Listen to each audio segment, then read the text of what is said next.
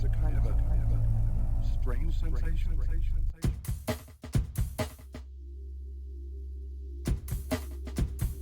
The only way to the other side is through the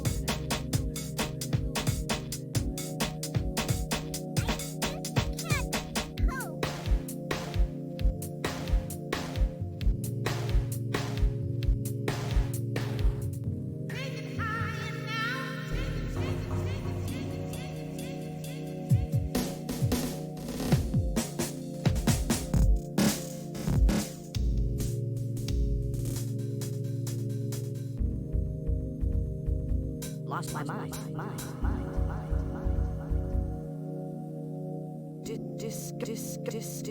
Discover the wonder.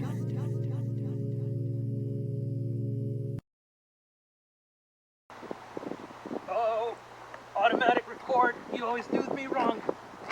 Hey, how's it going, everyone? Welcome to another edition of Sight, Sounds, and Conversations. And I am the host and presenter Codex Encyclopedia. And boy, this summer really has gotten off to a vaporwave summer, hasn't it? And I say that because we have a lot of impending things to share and talk about later on in our show today. But before we get to all that, why don't we just start things off lightly? As you know, in the previous months when we had our fundraisers, we feel that a lot of you went well and above out of your ways to help out, Chris and Alyssa, which we still thank you a lot for. And, what better way to start in the show, like we said last time, that we were going to go light, than by starting off with our very own and beloved music video block, in which we will be presenting some new artists, and we will be bringing back those, of course, well and loved classics. So without further ado, let's go ahead and get into this music video block. Thank you.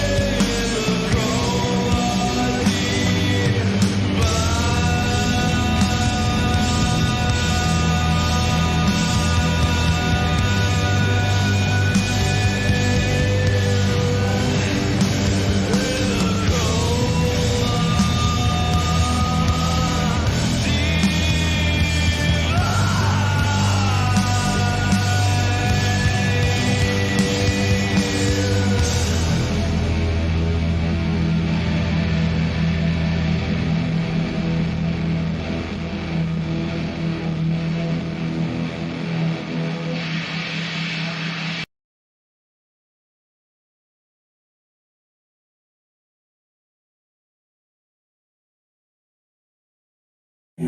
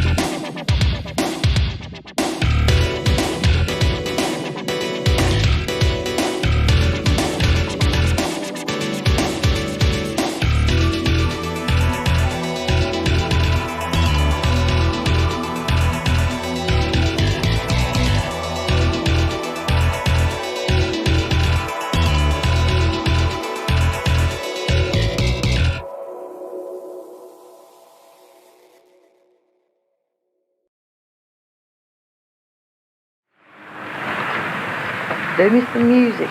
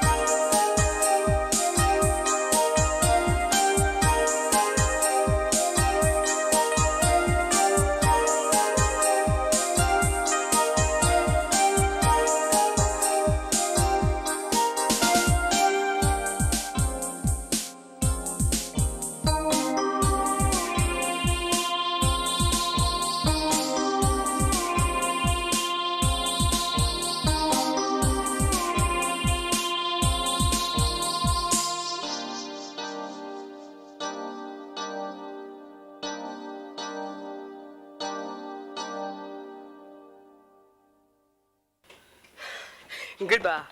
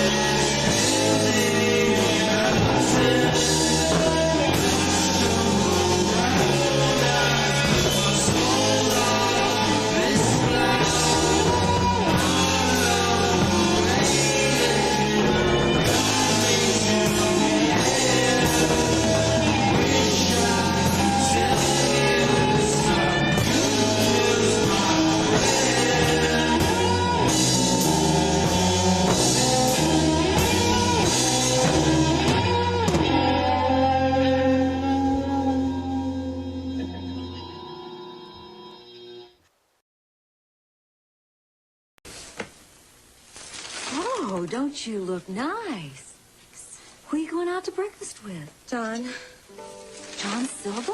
Yeah, That's beautiful. Romance is in the air on Barbara Mandrell and the Mandrell Sisters Valentine's Show. Wednesday, 8 and 11 Eastern on TN. Cat. Let's watch.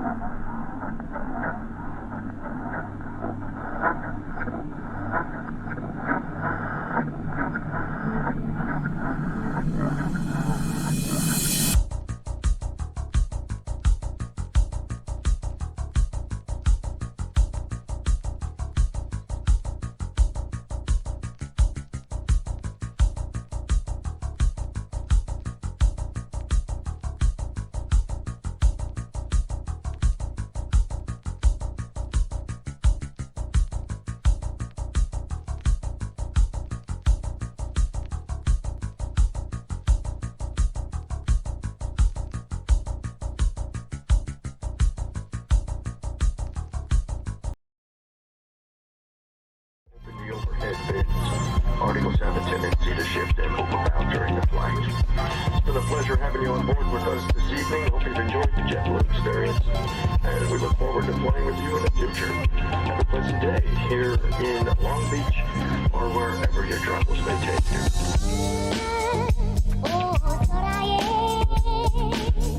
二人飛んで夢をつかもう大空へ二人飛んで夢をつかもう鳥になる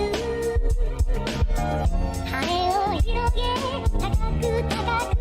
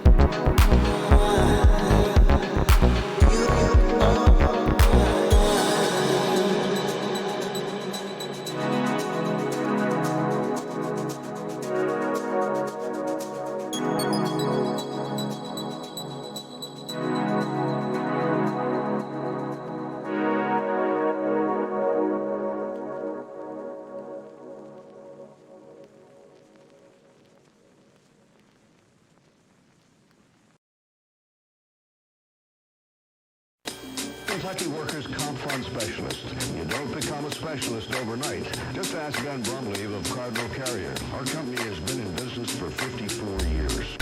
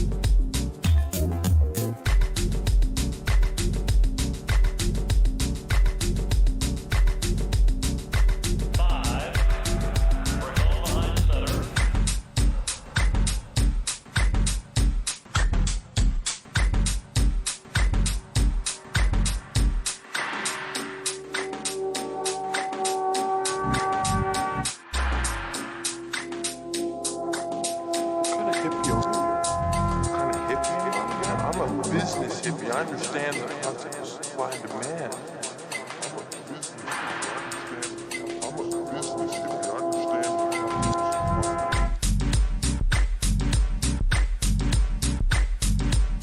I'm a business hippie. I understand the concept of supply and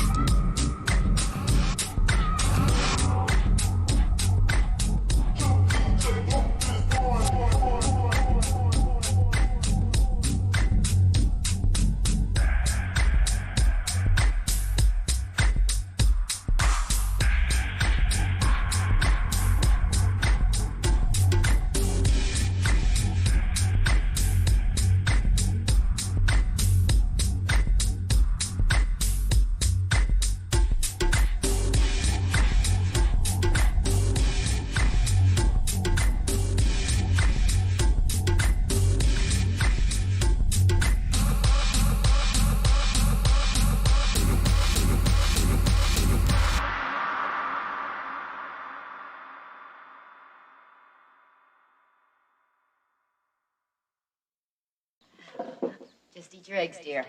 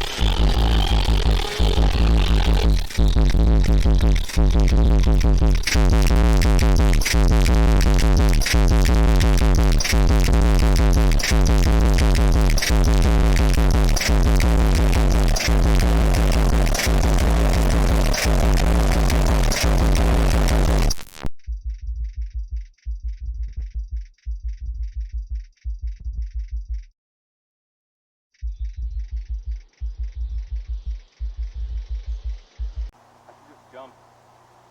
Maybe I could make it to New York like this. I mean, it connects to Canada, so I could connect from Canada to New York. Oh, shit. Hey, how's it going? Welcome back. We really hope that you enjoyed that music video block. And, you know, along with some of those old classics and goodies that we, you know, continue to have when it comes to a music video block, we tend to do a similar thing when it comes to inviting really well-received artists that may not entirely mesh with what is the whole that is vaporwave, but still have cells within their, you know, very existence that we still feel here fit like a puzzle. An abstract one at the best. However, with that, we have an artists to bring back, and that is none other than the band Balthus, who we've previously had the honor of having on the show. However, this time we have something special planned for you all, which is Balthus's, if I'm correct, one of their first appearances here in the States, as they're again a South American neo-soul psychedelic type band that also flirts with a lot of electronic sensibilities of sorts. But we were talking about this from Balthus, and we just had such a great conversation, and he was telling me about the honor they had of playing South by Southwest, and one thing led to another, and it basically ended up with this set from South by Southwest, which you're about to see, so we hope you enjoy. Thank you. Ladies and gentlemen, without further ado, from Bogota, Colombia, Balthus. Thank you so much. Let's just sound check real quick, see if everything's smooth, and then we'll get going. Una redonda, ¿listo? ¿Ya? 3. All right, we need a little bit more bass, Grego. A little bit more bass.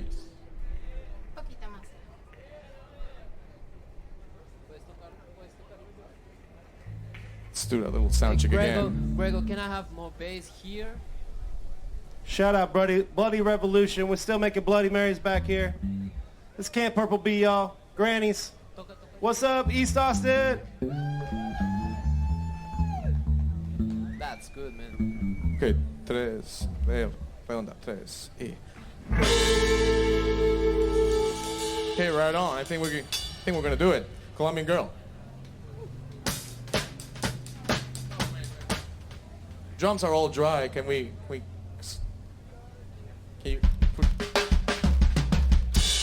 No drums here. Okay, we're all set. Let's do it.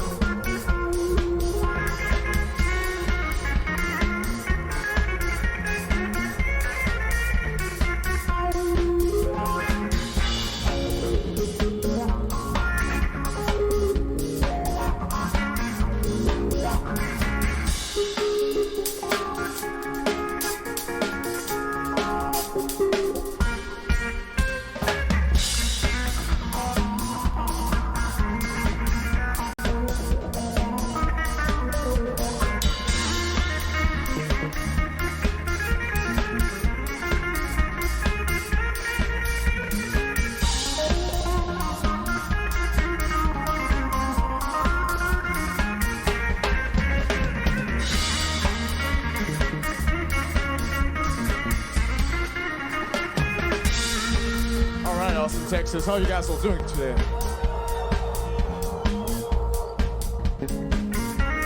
Come a long way from home, all the way from Bogota, Colombia to be here. It's really awesome. I love it that Austin is really weird, and we like it weird. So, right on. This is Colombian Girl. Here we go.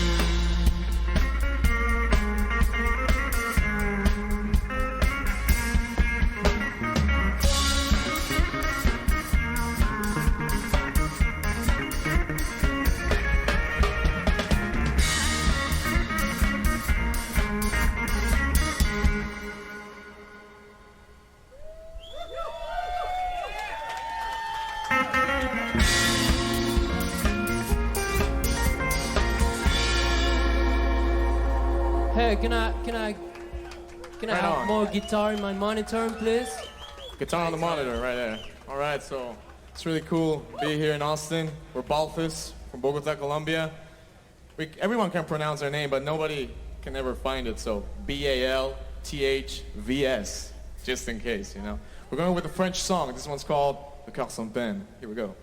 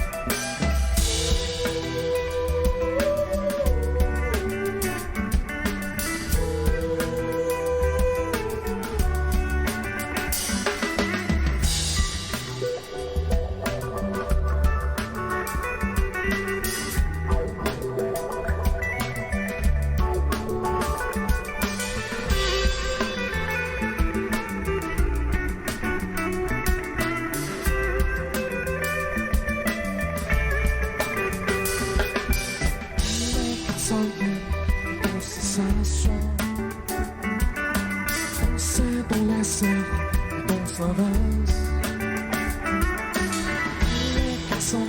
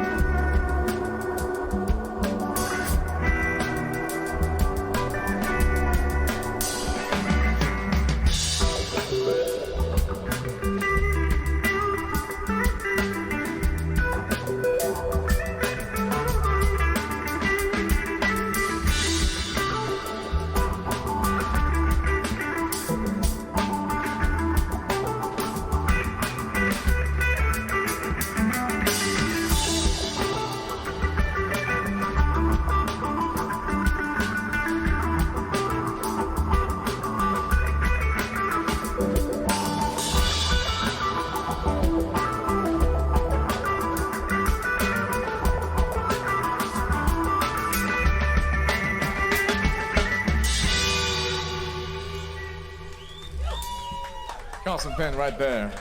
Thank you. All right. So this one's like the Middle Eastern song. We call it, you can sing it with us. It's one word, siente. Maybe, yeah. Now you know it. Here we go.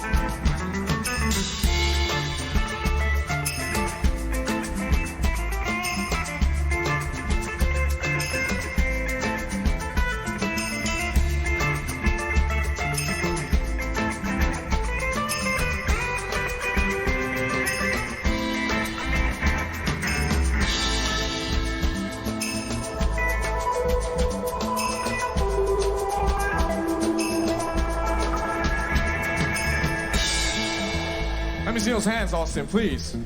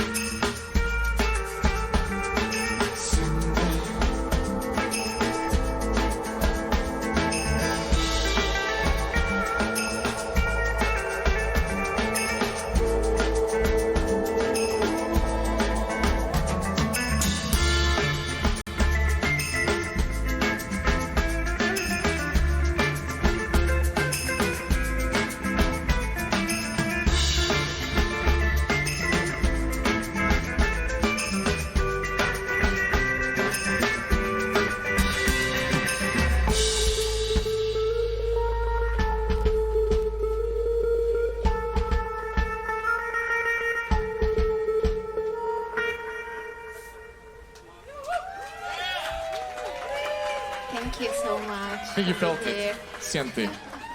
All right, right on. You know what time it is, Austin? It's disco time.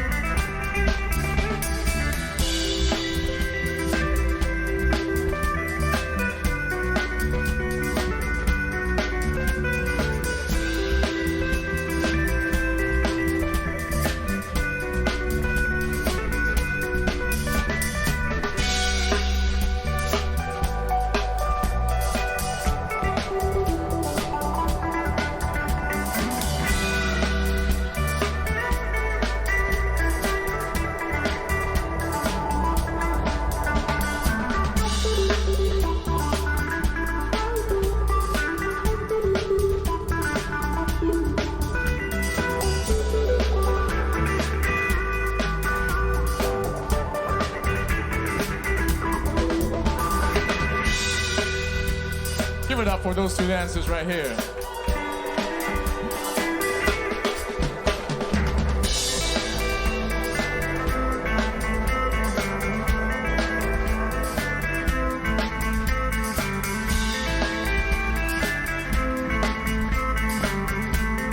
Time to go to Colombia.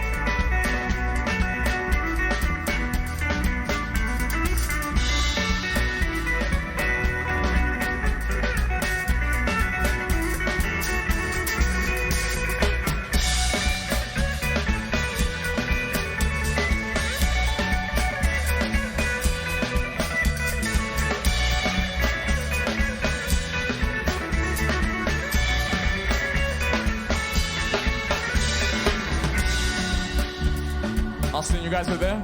You guys are there? So you know we come from Colombia, and the most beautiful music from our country is cumbia. And we're going for the cumbia song, so it would be awesome if, when I count to 3, everyone yells cumbia really loud. You guys up for that? Right on. All right, let's give it a try.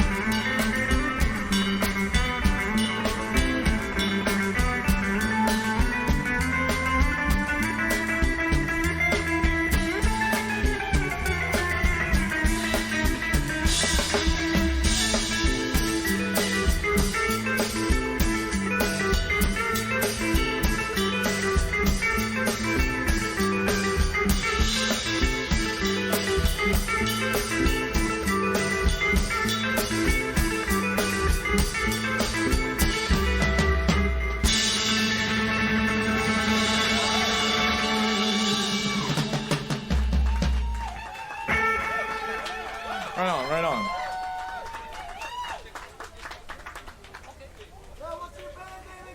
Right on. It's Balthus right here from Bogota, Colombia. Balthus, Balthvs. Right on. All right, we come from a city far away from the ocean, and every time we miss the waves, we play this song. Maybe you know it. I think you do.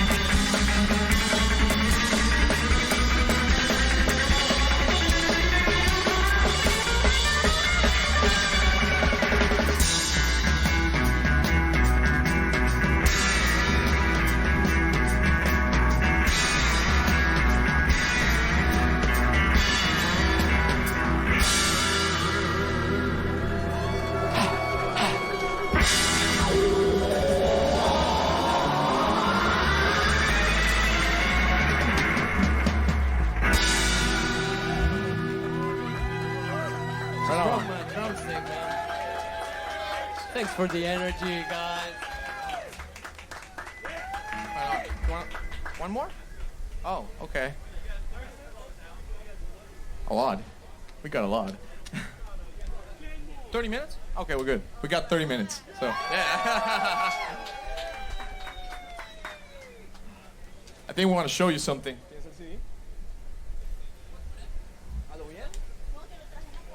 Está ahí. Just a sec. I mean, last gig we run out of vinyl, but we still got the CD. So, in case we're gonna hang out after our show, in case you wanna hang out with us, well, maybe grab the CD, one of those. We have 2 so far. There you go. Think about it.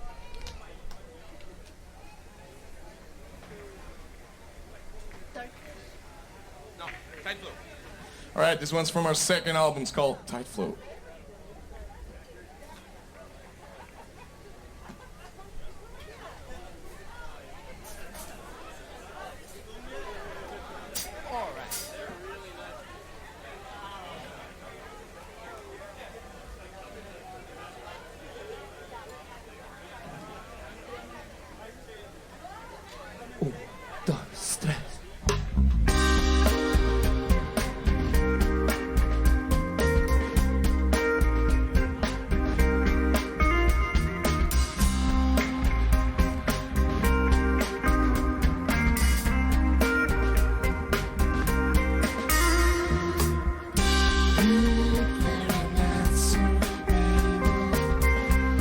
Search for a while.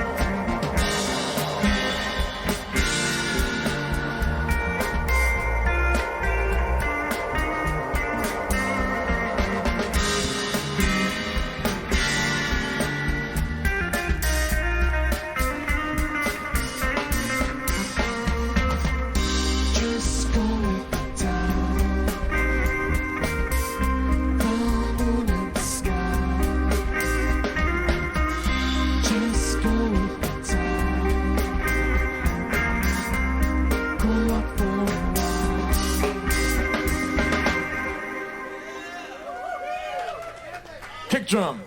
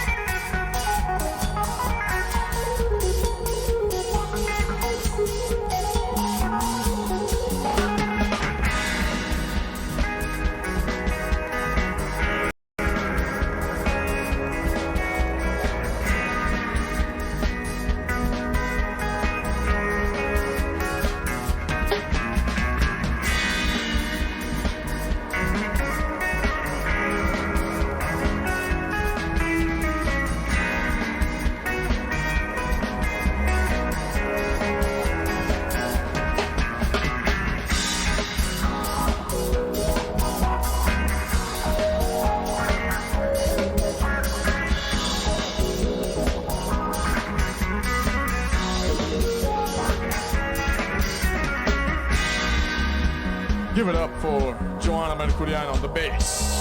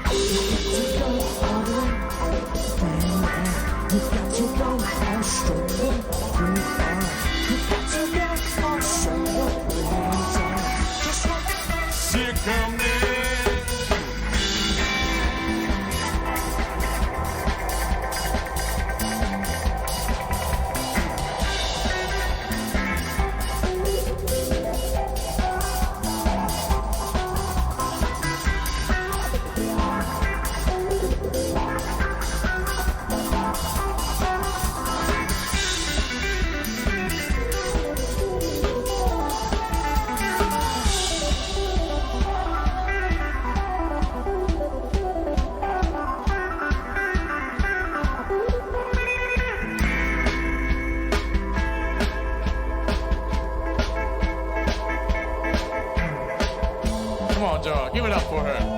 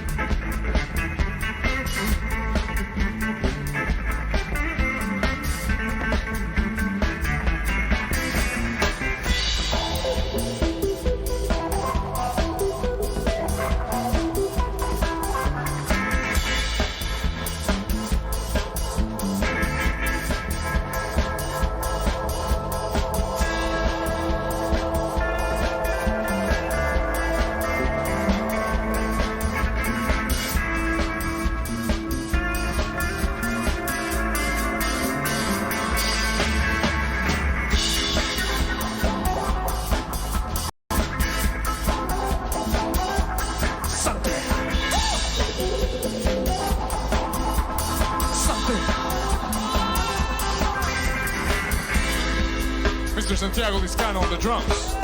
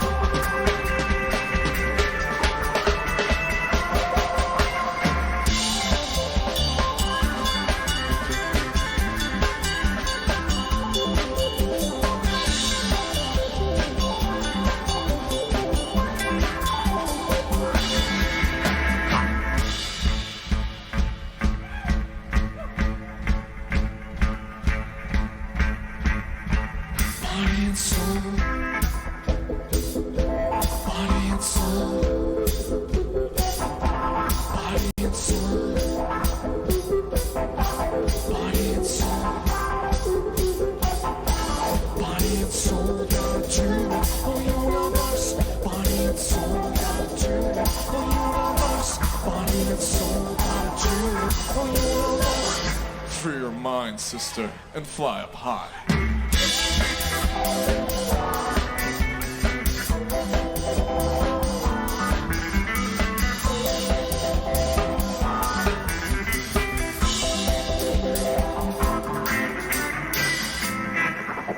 The heat keeps on rising.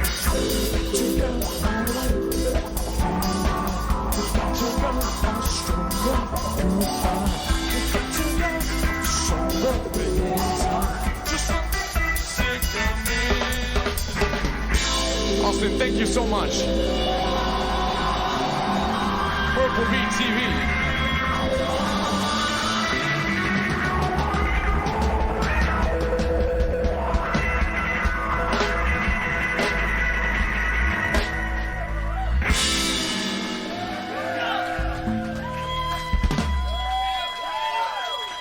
Right on. Joanna Mercurian on the bass guitar. Thank you, Austin. I love you. Santiago Liscano on the drums. Balthazar Aguirre at your service. For Balthus, we're really happy to be here. This is our last Austin show. We'll have one last gig tomorrow in Houston, in H-Town. Maybe I'll see you there, maybe not. Either way, I'll see you, and maybe we can chill out over there when we get off stage. Muchas gracias. Ciao.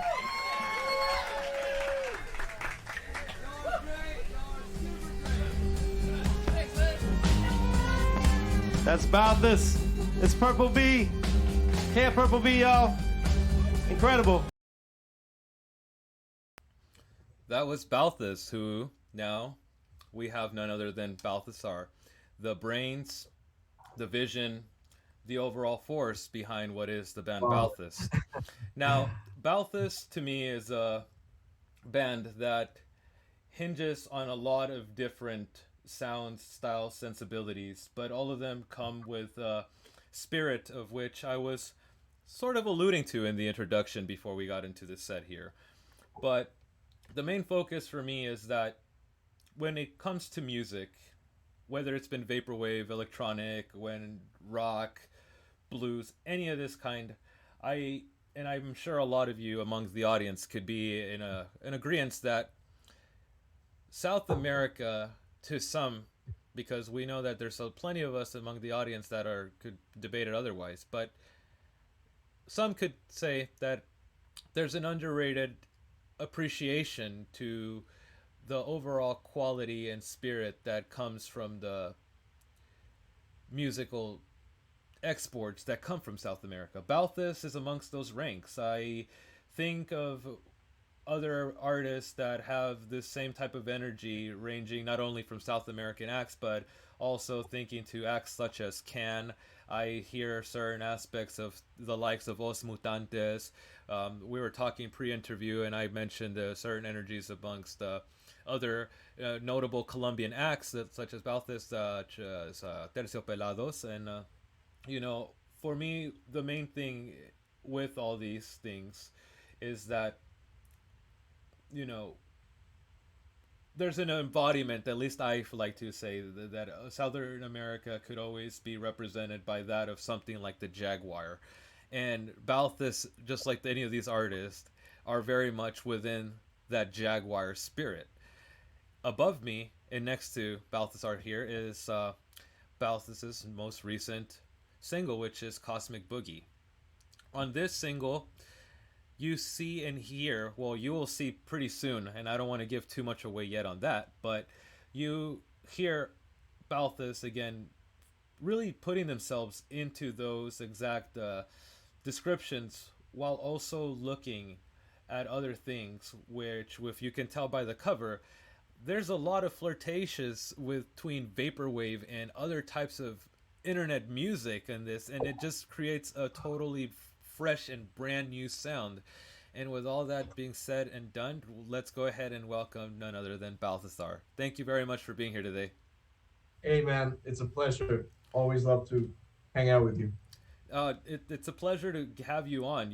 We've had the band on the show before, and this was during COVID times. One of the things that was most notable for a lot of our audience that, made it to where you guys have been a band that people have asked for back again, is the way that you guys approached the recording of your rooftop show was beyond amazing. You guys captured your setting, and it also fed back into your music really well. Are you a person that, when creating music, you take in your surroundings a lot literally, or how does that come about? It was just it was there in front of my house. I watched it every day from my terrace, and I saw that rooftop. It was an abandoned building, and then a few months ago, a restaurant guy bought it and turned it into a coffee shop restaurant thing. And I just went there and asked for his permission. And I said, like, hey, you have a really cool rooftop, and we could do a concert. And I mean, who doesn't love rooftop concerts? I mean, it's part of the rock or the music existence, you know. No, definitely. I mean, if we're talking about anything from, like, for example, the Beatles' notable rooftop show to the notable meme of David Guetta playing a show up on a rooftop and making kind of a fool of himself, saying something dumb. Yeah, no, yeah, rooftop shows are definitely a big must for a lot of musicians. But one of the things that I kind of want to touch on with that and bringing up the rooftop show in particular is, you know, it seems like a lot of these things, and even with the introduction, you have a continuing form of vision that I, even myself as a listener and a host of the show, I'm continuing to try to not only understand but feel it in a perspective that can not necessarily be from your end, but it can maybe give me a bit of a sense of your workings. Pre-interview, we were talking about some of your personal approaches to either creating and being part of a project, but I still can't help but feel that you do let different aspects of life come into the making of your music, because even with your most album here with Microcosm, which I gotta actually show it for the audience. You know the way that the production and the way that the album and your music comes about is something that it builds up in a way that isn't necessarily coming to me from that of prog rock kind of elements, even if it might be. It seems more like it's akin to a person thinking, working to doing something, and I feel that you might let a lot of different aspects of life come into your work. Do you feel that way at all? Yeah, totally. My current evolution is the sum of many things in my life that before I pursued music, I was into well, if I start from a teenager, I was into a lot of video games and a lot of like I was at the dawn of the MMO era and I played a lot of that stuff, followed by a lot of contact with nature, almost becoming a mountain guide, and then going to university and studying something completely non-music related, and then finally after a near-death experience in an accident, I just chose a single path, and this time was music. So definitely it wasn't like I guess some people that start their music thing because their parents are musicians or something. They start like at 7, like when they're 10 years old. Like I started super late. I started like 18 playing the guitar, and so a lot of stuff happened in the meantime. So of course, I'm pretty sure other non-musical things influenced this whole current venture known as Balthus.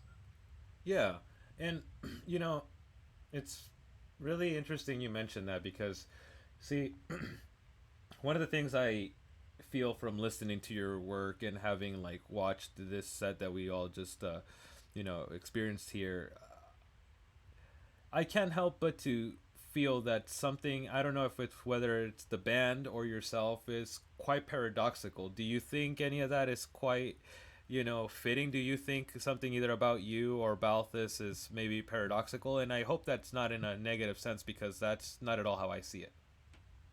Well, yeah, definitely, because we're playing music very influenced by other times and from other eras and from other parts of the world, and that's paradoxical within, I don't know, being in Colombia right now in 2022, and where the music is completely different from what I'm doing right now. So at least what the mainstream would be here in this part of the world. Yeah.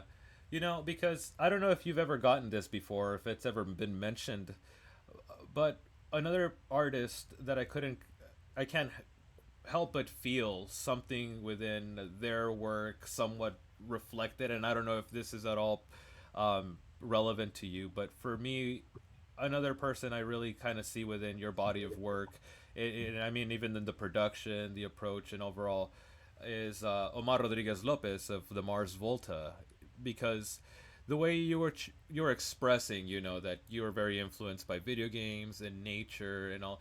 That's kind of what I've always also gotten it to an extent from what the approach of Omar Rodriguez Lopez is, whether it's with the Mars Volta or any of these other projects. But the production quality and even the way it's certainly has, aspects of it that come from maybe more electronic music production or maybe more jazz production, but at the same time he may be playing stuff that's more akin to like a salsa type of like rhythm or something. And I feel that you do that, but it's not in the way that I love the Mars Volta and I love Amar Rodriguez Lopez, but if I gotta be fair, your stuff comes out in a way that's just so tasteful, and to some they can say this is not pretentious, as some could argue that the Mars Volta could be a little bit pretentious for some to you're much more of the, hey, there's a space out there, there's nature, there's buildings, but let's chill out and maybe just either smoke a joint or just watch the clouds pass by. Do you feel like that at all? Oh man, if people get that vibe from the music, I think that would be awesome. Yeah. I think that's like a dream come true, basically. Yeah, no, and one thing too that I can't help but to also just really like think about too is movies. Are movies an important part to you at all?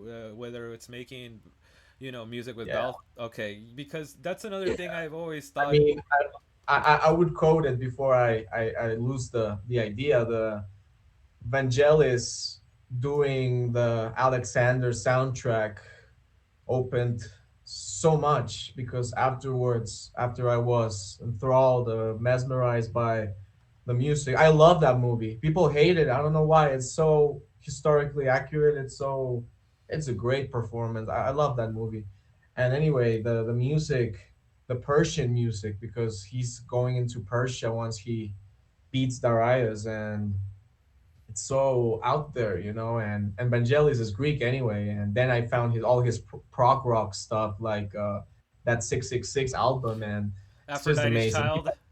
Yes, Aphrodite's Child. I mean, he passed away just very recently Hmm. right now, and you just mentioned movies, and that's the spirit right there. And it also opens more avenues, because from there you go into world music, you go into ethnic music from around the world. So it's like a chain reaction of things. Video games are the same.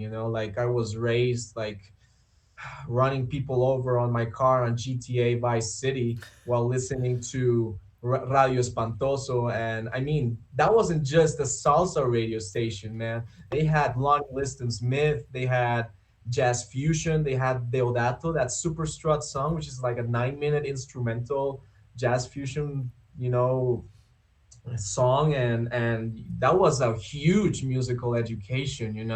You also got soul, you got rock, you got all these different musics. And from a kid living in Bogota, I used to very narrow the music that's exposed to me here, and that just opened like mind blown. Yeah, and I'm really glad to hear you say that, because, of course, I'm not gonna claim here to have figured you out, but all of this really does is starting to give me more of a sense of a picture of what is Balthus to an extent. Because yeah, listening and taking in your music. And earlier today, I was out and about walking, but at the same time while listening, I was just kind of daydreaming because I put myself on autopilot, walking just for the most part a straight line. I didn't really want to bother thinking much. However, I just kept thinking about all the movies that some of your music could go to. But what I'm gonna basically work myself towards is say this, and I don't know if you would agree with this, is I think that what Balthus is basically if a lot of the whole Blade Runner type of feel happened or was focused in Colombia or somewhere in South America, and you guys are basically making music for that. Because one of the things I feel, and I don't know if you would agree with me, but and I'll bring Macrocosm back up, but songs like Siente and like Breathing, for me, are songs that I think the production was, again, you were coming close to like the evangelist type of things in certain aspects. I heard, and again, I daydream a lot, and I was just like, man, Balthus would work out if somebody made like a cyber neo noir punk type of movie taking place in South America. It's hot, you know. There's an entire like system net down, and their music could be playing as like the climax is happening, the sun's rising, and you know, you have also that it's not the sun that's rising, but the hero and slash anti-hero managed to finally take control back of the grid, you know, from the multi-million-dollar conglomerate. But the party's happening. It's not time for like, oh, I'm the, you know. I really feel like you guys have this kind of again, print on that kind of thing, and it's just really, I find it unique, quite honestly, because again, I mentioned all these artists in the introduction, but at the same time, you really also come with an idea that you're looking at the past to look forward to the future. Is that something that you feel you could agree that that's what Balthus is kind of about? Yeah, I mean, not for the sake of going to the past. Yeah. It's just a natural. Sometimes you just listen to something and you fall in love, and it happens to be from another time, but it's not because it's from another time. It's just it connects in a way I cannot explain. It's like when you fall in love with someone, you cannot really explain. You just get drawn to it, or to that person, or to that piece of music, and you just fall in love. And I have a tendency to fall in love with. There was a certain vibe that was happening 40 years ago in the 70s and stuff, and I can dig it because I can feel it so organic. It's honest, you know. It's real. It's not manufactured or synthetic or fake.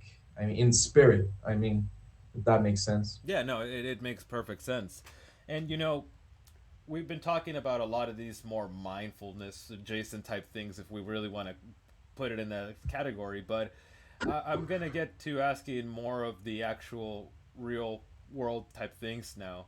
And you know, we just watched the South by Southwest set. Now I want to go ahead and ask, was this one of Balthus's first, like, you know, shows here in the States, or have you guys been here? That was our third show in the States. Okay. Now, how was the experience of playing somewhere like South by Southwest and being amongst like basically a city that turns itself into like a music venue? Right. Yeah, thousands of bands. 2,000, I think. I felt at home, really. I felt like finally among a whole cluster of people that looked live in a similar way. They love this and they want to pursue it as a career, as a way of life, and as a job, and we all believe that you can do it, and from many aspects, not just the artist, but all the whole industry as such. So coming over there was just coming home to a home you never knew you before, you know. Yeah, no, and that's great to hear, because you know, being that South by Southwest happens in Texas, and whether this was your first show or not, you know, um, I could only imagine how much influence and how much you might have taken from this experience that we may later on hear down the line in some of Balthus's music, you know. Because like Texas is such a rich state, and it makes perfect sense to have something like South by Southwest in Texas, you know. I mean, they have plenty of different communities that allow for the possibility of something like what happens in Austin to happen. However, at the same time, I think that people having the opportunity to go somewhere like South by Southwest and you know, experience to the opportunity to play, because that's what I've always liked about South by Southwest. You know, I've had other friends or people that I've talked to that have had the opportunity to play a show at South by Southwest, and that's what I find the most magical about it. It seems to be something that it allows anybody from like a multi-million dollar selling artist to somebody that may have just started just the year before South by Southwest, to have an opportunity and to maybe see and feel that kind of, whether it's a home kind of thing or whether you're really feel like this is your place, and do you feel like you may have taken something that we may later on hear down the line in Balthus's music from your? It was like, because that's a complex question what you said. So yeah, it's a huge platform, and definitely very thankful for it. And I think it's a worthy investment from our side to do it because it's just unique. It's unique.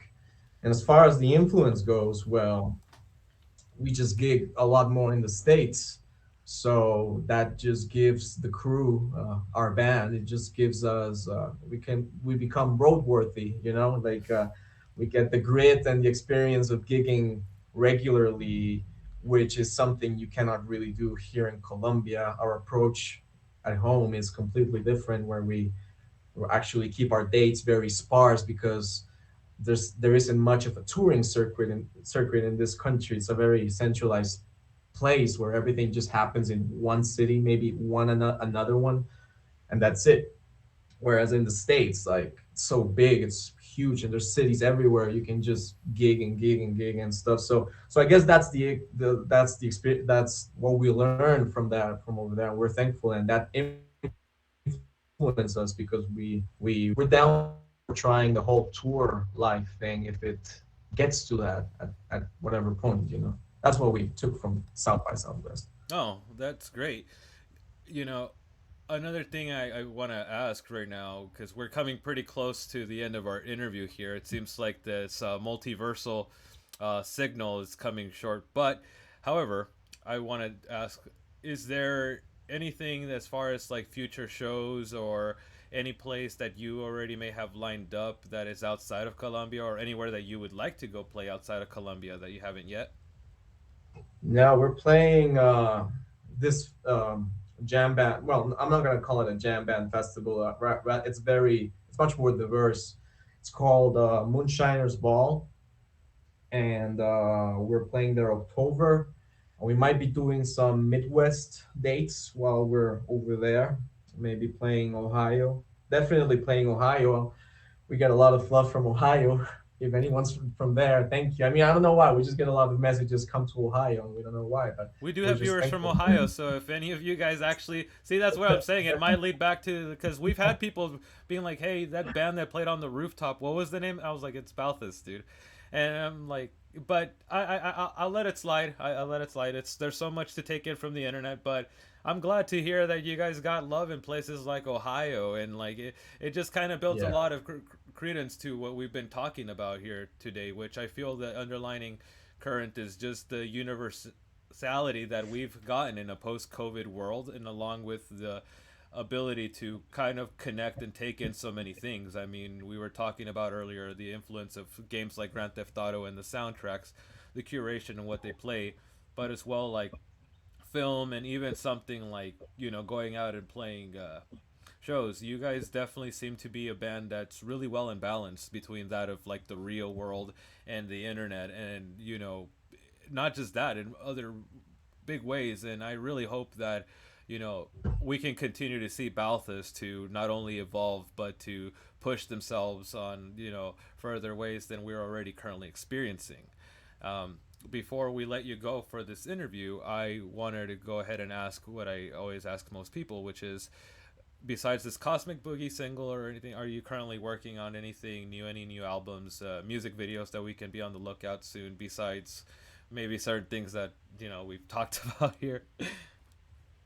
Yeah, I mean, this is a full-time gig for me, so I'm always making music. And ever since the pandemic started, I've been keeping a steady schedule of one song per month. Usually, if I'm very inspired, I can pull it off in 5 days. But if I'm not inspired, I can force it out in a matter of a month. And that's why, so 2 years, two albums, and we're going at that pace. I think it's a pace that I can work at it, and it's okay. I can do it. I like it.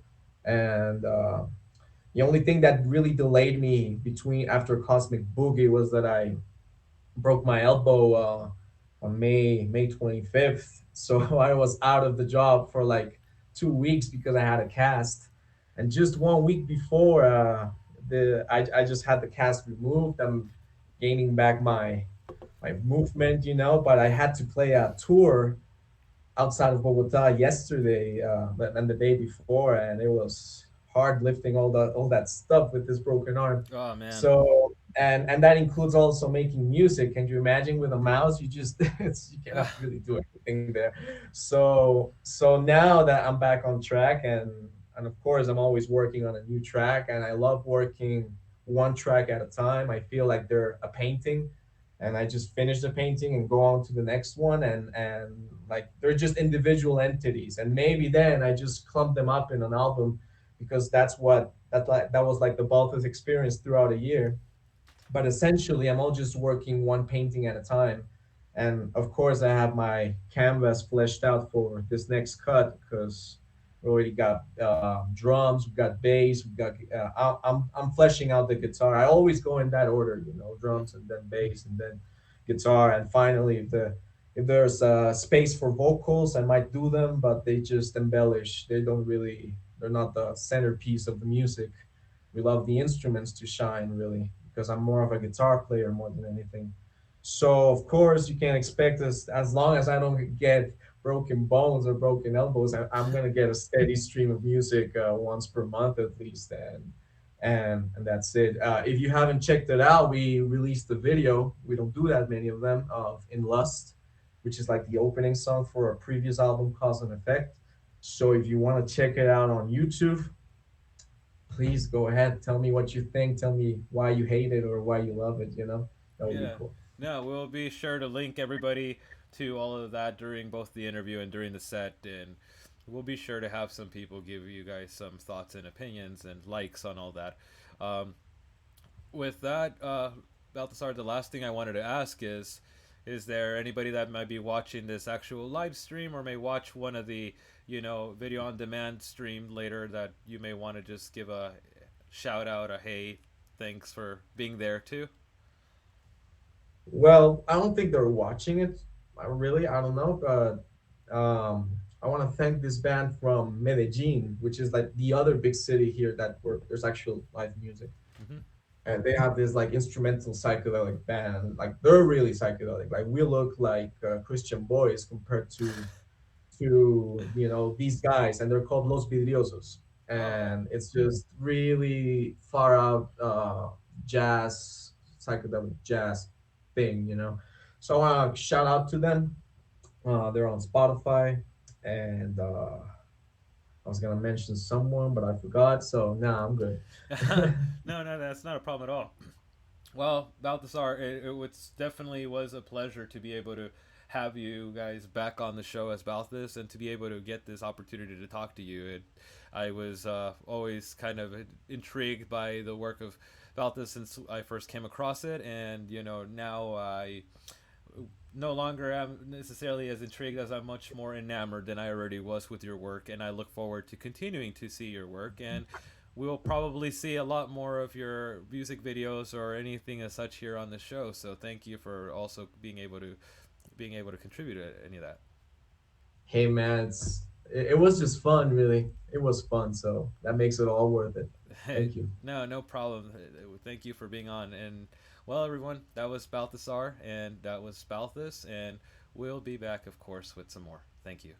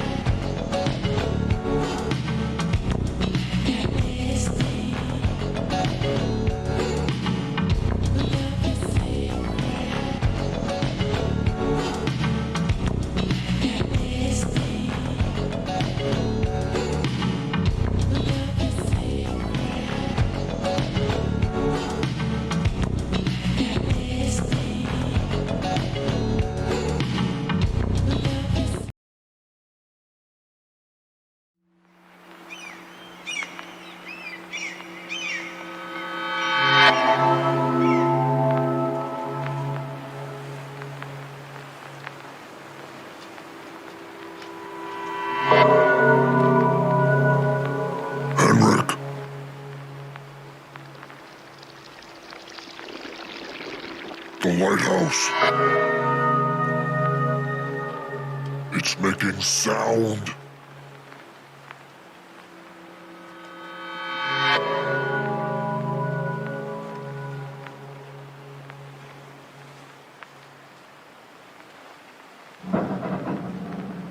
Is it beckoning you?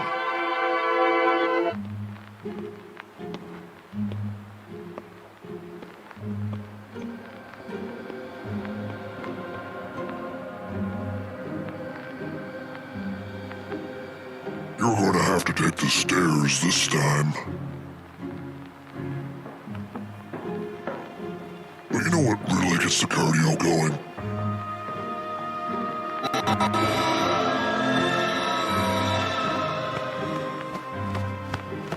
Flapping.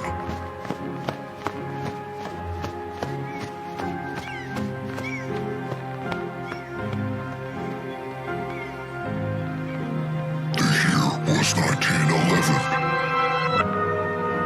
Two Canadians took a bow. 54 years too soon. 1943. Employers shut me down.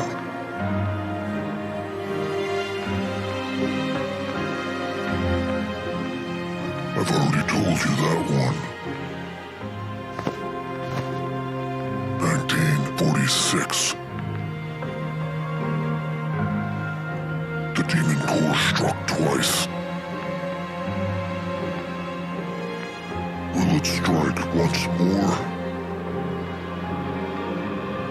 1954. The apple was a ruse.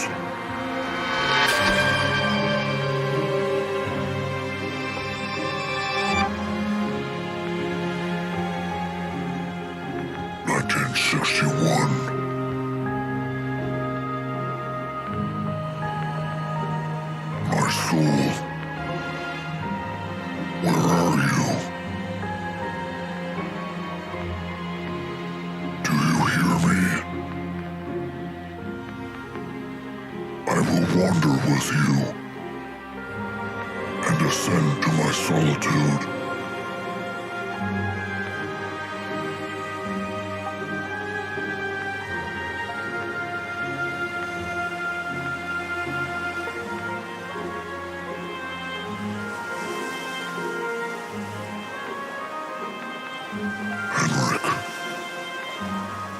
When was it for you?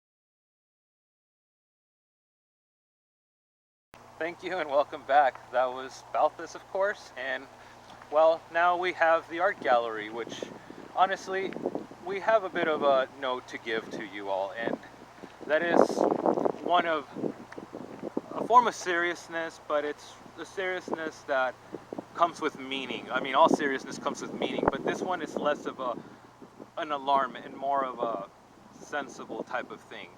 And for this, in our 2-year anniversary, us here at Sight Sounds and Conversations decided that one of the best steps to take was to utilize these upcoming shows to present the gallery which we had shown last month, as we feel we would like everybody that has been in this community of ours in the past couple of years to take this in and to really take a moment, if possible, of silence to think back and look back at not only the people which will be presented throughout this art gallery, but anybody in your personal lives that, again, are no longer with us, unfortunately, and to just, you know, filming out here and having this wind, it's not just for the sense of, like, we have nowhere to shoot. We wanted even the vibe of the nature to pick up with the poetic idea of winds of change happening and them coming with something as comforting as the summer warmth that's provided by the sun. And yes, this may be a little hippie, but this really comes from a place of the utmost respect and love for those of us that have had people that meant so much to us, and we wouldn't even be where we currently are without them. So this art gallery goes out to those people and the people that you will see within the gallery. And without further ado, we present you this very special art gallery. Thank you.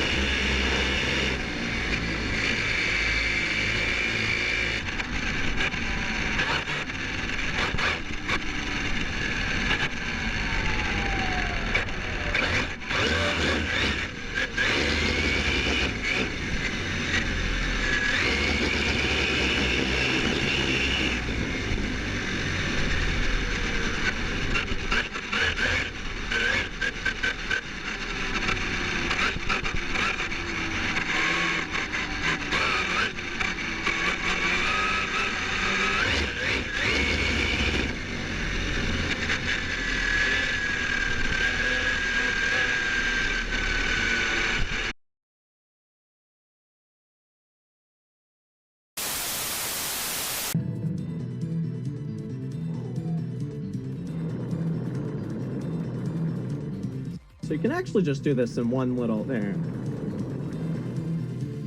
Hey, Codex, what's up? Thanks for coming in. Yo, yo, yo. Thank you, everybody, for coming in. Oh, I missed one. I'm so slow. Oh, I'm alright. I'm alright. Just kicking some Contra Beyond. So what do I need to do here? I need to do better. Alright, use the bomb. Watch that bullet. Watch that bullet. Alright. Watch that bullet, man. Haha. Oh, watch that bullet. Oh, what? I didn't watch the bullet. I'm a nummy. You're helping another streamer with Comic Zone. Oh, really? But yeah, bombs. You're so right. What's the first game to ever scare me? It was Silent Hill. I wasn't able to beat it. I even remember it was a summer day, and I opened all the curtains, had all the lights on. I had to turn the brightness up on the game, and I was still too scared. But I was able to figure out the piano puzzle. And then when I played it a few months ago, I was able to figure it out, the piano puzzle. But yeah. Oh my god. Alright. We're starting over, guys. I'm so sorry.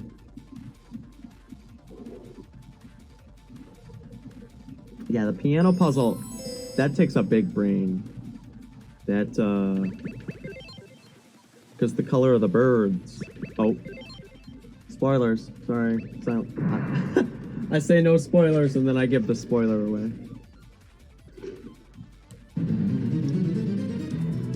First soundtrack to make an... Ah, these are good questions. You're good. You're good. I didn't listen to your last message yet. I was going to listen to tomorrow.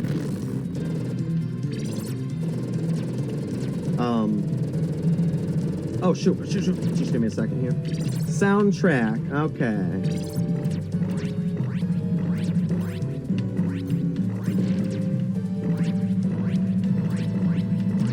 Come on, bro. These bullets are not fast. I don't know what my deal is.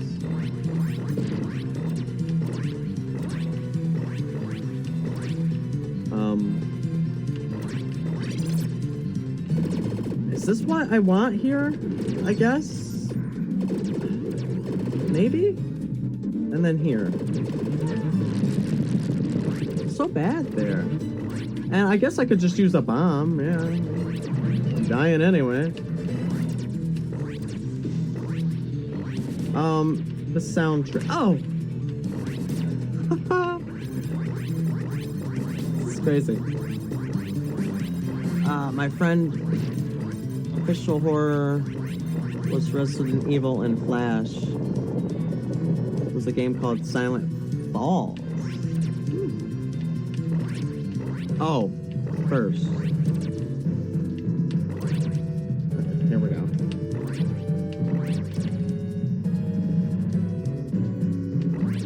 I did get the Mission Impossible soundtrack for Easter when I was like 6, okay?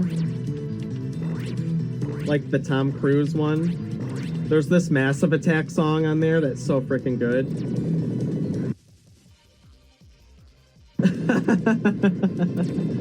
I was like 6 or 7 or I don't even know. Something like that. Listening to Massive Attack. That's right. Oh, shoot, gamers. Okay. Played the Nintendo 64. Yeah. And then like 95, right? What's that? Oh my god, that Mission Impossible where you get to be Ethan Hunt and like you use the face changer and stuff. It's hard, bro.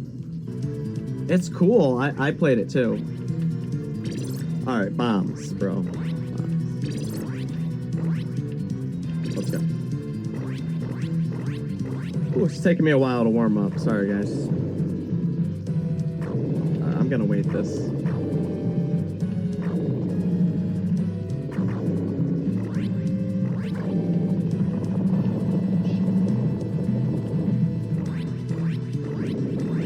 Oh, my neck. Go. Is there a particular game or game soundtrack that helped you create your love for Vaporwave? Ah, that's interesting. That's interesting. Because it was FM Skyline and Windows 96 that I first heard. And I was like, man, this sounds like old computer music or something here. And I just couldn't put my finger on it. I was like, why does this... It sounds like something I missed out on, even though I'm it says 2014 and 2016. Mode 7!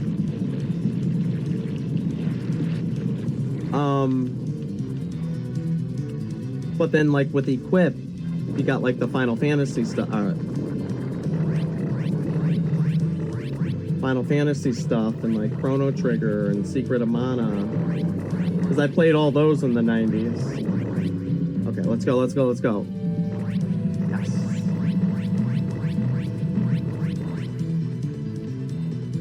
And Super Mario RPG. I love that Booster's Tower song.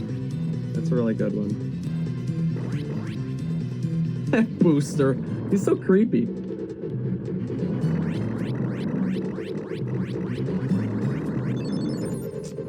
Oh, interesting. Yeah, right? Yeah, the gaming and Vaporwave, that would make sense. And I even did that episode that was video games in Vaporwave. Oh, I missed it. Okay. Yo, yeah, Super Lemon. I first met you with Comic Zone, right? That's crazy. Gaming was... Yeah, we actually have, we played Fortnite on the stream. And I want to play Mario Kart and whatever else we can kind of figure out. That would be great, yeah. Yeah, dude, we were able to get that no death run with Yeah, dude, it was so dope on the paths and stuff. And the shoulder bash. Yeah, the no death run, dude, I was able to get it under 30 minutes, too. We're gonna have to do that again someday, too. That's a great game. I love that the soundtrack to that game is actually a real soundtrack. And that Sketch Turner is the singer to the band that those songs are. That's crazy. And getting the true ending too. You gotta save the girl at the end. So no death run and true ending. Oh yeah. Alright, I got 5 bombs. This is the turtle? How did I do this? Okay. Alright, I got bombs. I should just use them? I should just use them. Because I have spread and... Oh, I do have this. Alright. Watch out for that bullet. Oh no! Get up. Get down. Alright. Bomb them up. Oh boy. Ah, bullet. Head. Uh-oh. Bomb them up. Hell with it. Uh-oh. Alright, there. There, guys. We did it. Ah, nice. We usually listen to the jungle drum and bass and stuff. A lot of times, Need for Speed soundtracks actually lately, and Ape Escape, and the Bomberman Hero, Bomberman 64.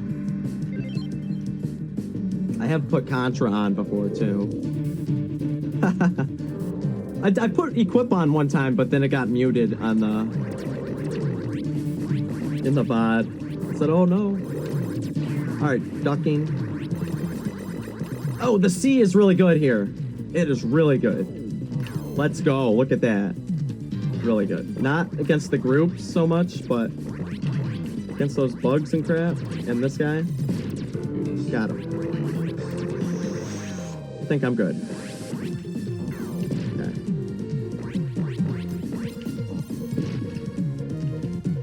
I think this is my best run ever now because I didn't lose 3 lives on the first frickin' level. Ah! Huh? Whoa! Oh shit!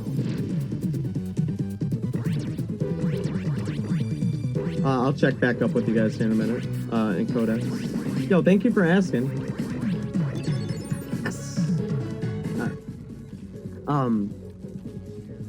No, it's just good food for thought. I bet everybody else is curious too. I really like 80s. Like this song here actually sounds like Gang of Four in the 80s. They gotta really sound like this. Any games you'd like to begin streaming that intimidate you to try? Yeah, the RPGs, I feel like the chat would get bored after a while. Or just because it strings out, and if you get lost, I feel bad sometimes for the chat. Well, I don't know, I like long plays myself, so it's a toss-up. I like just sitting there chilling too.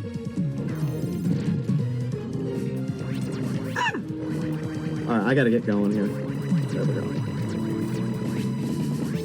So it's weird, it's weird. For me, for the fighting games, my one friend Tobias, that sometimes watches, and he streams, he plays Mortal Kombat Ultimate, and he's gotten really good at Scorpion. And you can see the progress in his scores and ranking and stuff. It's pretty dope. I'd love to be good at fighting games. That'd be really cool. To like know what you were doing with like the button inputs and stuff. I feel especially with like your favorite characters and stuff.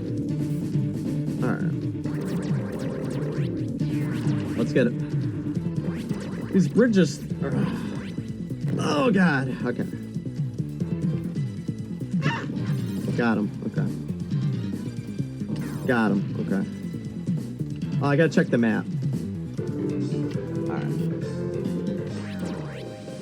Yes.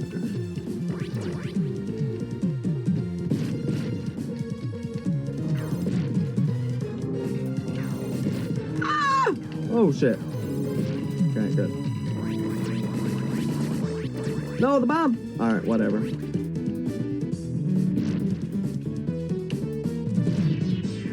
There's no time limit. I always forget that. Oh no! Another one. I saw it. I saw it.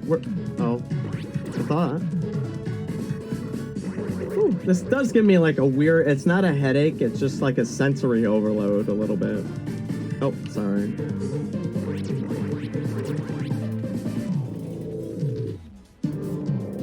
It's a lot for my eyes to take in. Getting old. Oh. Shit. Oh!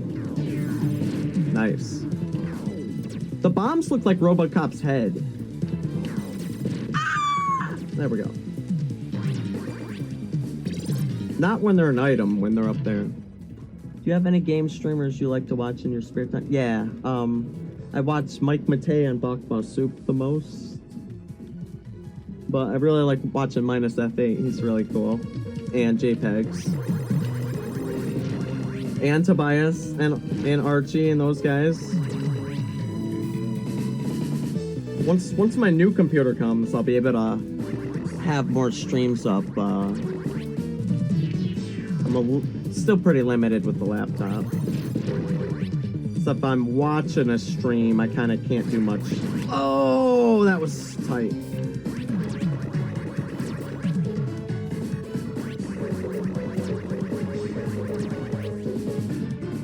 That's where a lot of this stream takes influences those guys.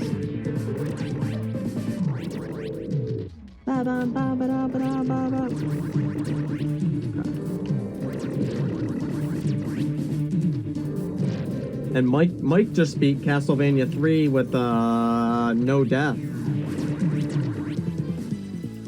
And no whip. And loop 2? Oh yeah. That's it. Oh, it's just an L? I guess it would have been good. Oh yeah, well thank you. Yeah, it's only been 6 months, okay, since I've gotten serious. And we've beaten 35 games on stream. Like, oh my god. And I'm like, oh, I'm decent at Contra games now, I guess. And I've never played any except for Operation C when I was a kid. I was actually really intimidated by these. Rocka. Right, like it. That's funny. Bless. Oh, no, this item. Or weapon. Shit. Okay. Bombs. Wow, sorry guys. That hurt my eyes. There's that. Okay. So now you gotta like keep your space so you can dodge him, but then try to line up with that red spot. No! It's weird the bosses give you spread and stuff in this game. Because normally once you lose it, you're screwed in all the others. So in my opinion, that makes it easier. Alright, here we go. Just on this 8-lane highway. Mode 7, baby. This is 2D being 3D. In the best way it can.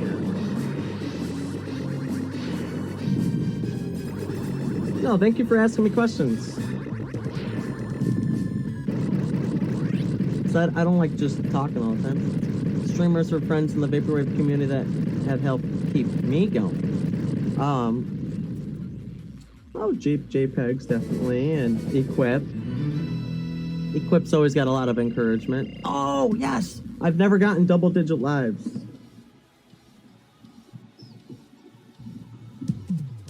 Which technically I have 9 now, but...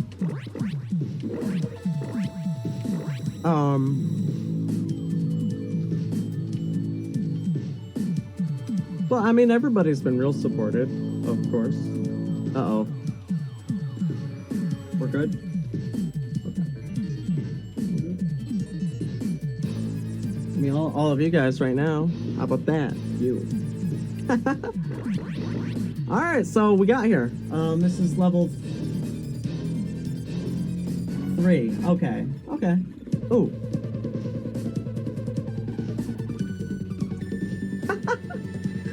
What a crazy song.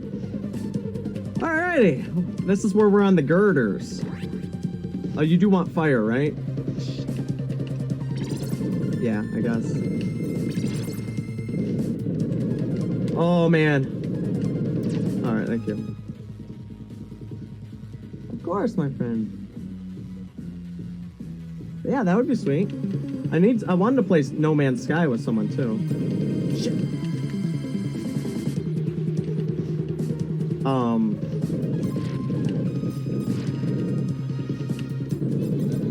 Sorry if I'm a bit scattered here. Shit.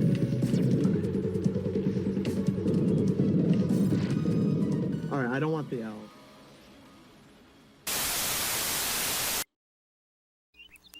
Yep.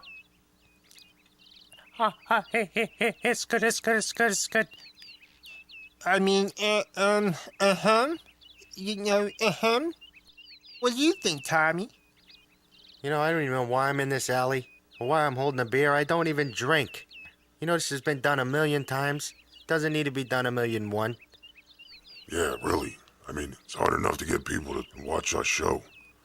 Plus, that ladybird is looking at me and, giving me the old stink eye. Yep.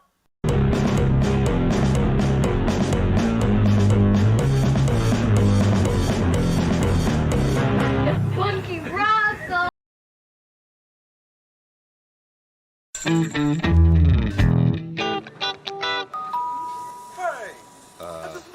Hey, excuse me, what do you think you're doing? Oh, no, I'm just being a minute. Can I get a book of matches, please? Not until you get a shirt and shoes on. Shirt and shoes?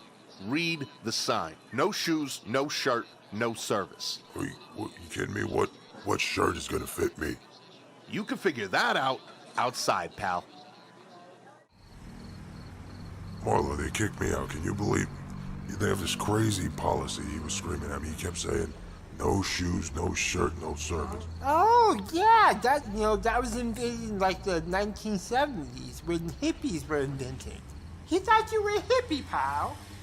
But, you know what? I came into this world without any clothes on, and that's how people are gonna accept me. No, listen, pal, that rule doesn't apply to you. You're not a hippie in the least. You're like the anti-hippie, if I will. Other than the fact you smell like one.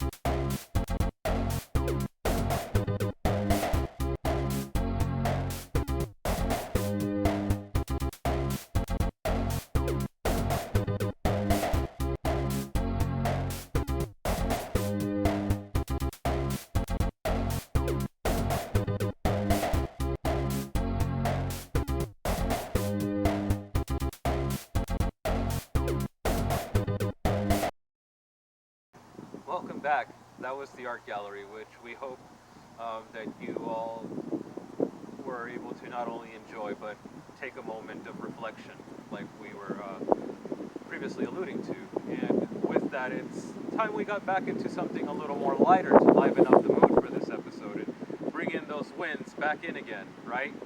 Well, what better way to do that than to bring a band that brings in sensibilities of different kinds. We'll be talking to the singer right after the set, and that band is none other than Chroma. Chroma is a band that I feel is New York to its core, and what better way to, again, start to bring about and get these winds that maybe will levitate me and land me right at the show of the next Chroma show, and other things that are coming down our way, right? But yeah, Chroma is one of these artists and bands that it seems like every 20 years, as you'll hear in the interview, we have these kind of acts to, again, really lift a lot of us up for new and expansive horizons. But without further ado, let's get into Chroma. Thank you.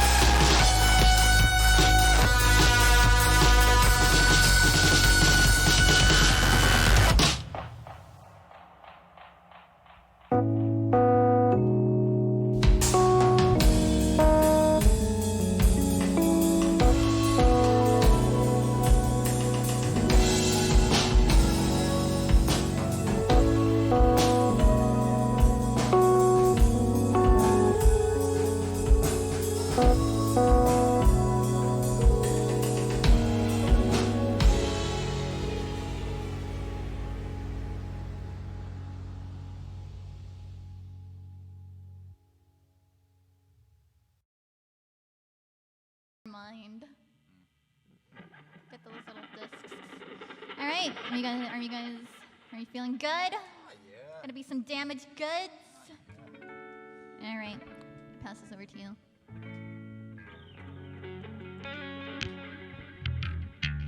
Swear to God, if this drum machine doesn't work.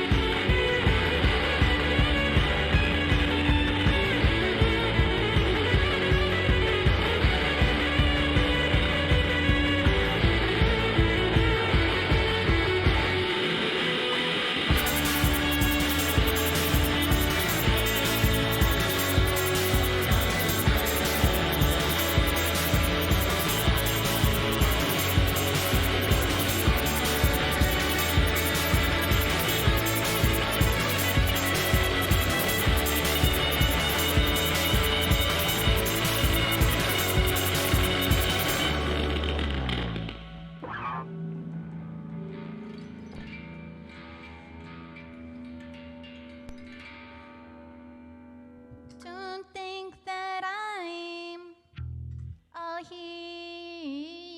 Okay, here we go. Very cool, very cool.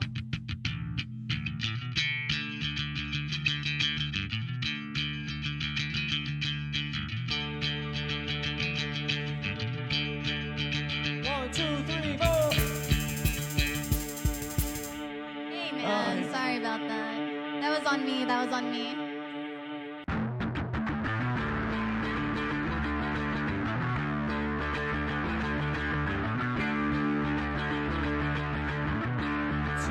One, two, three, four.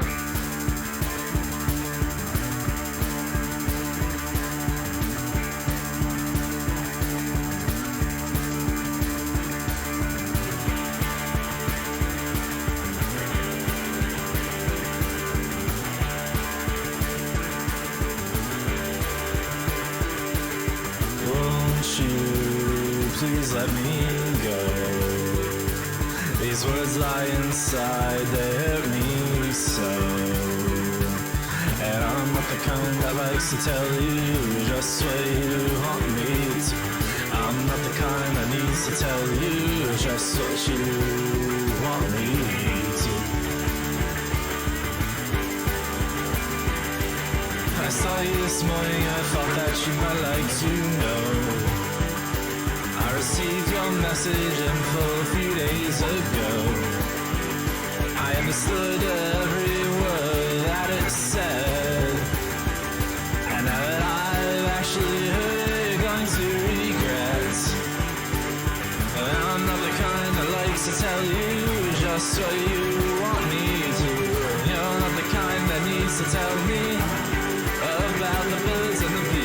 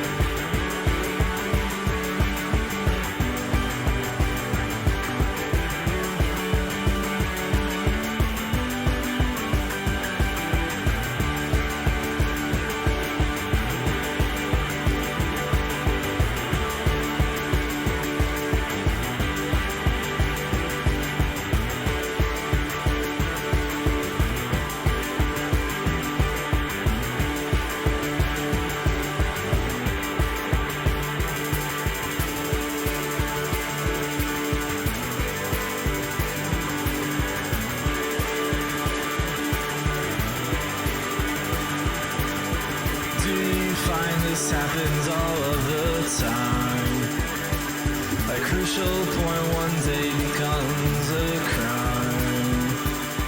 I'm not the kind that likes to tell you just what you want me to. You're not the kind that needs to tell me.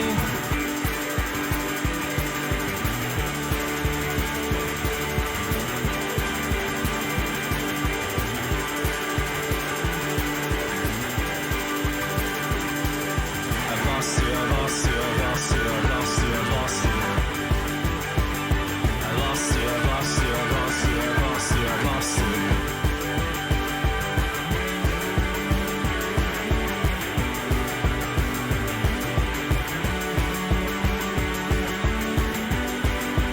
One, two, go.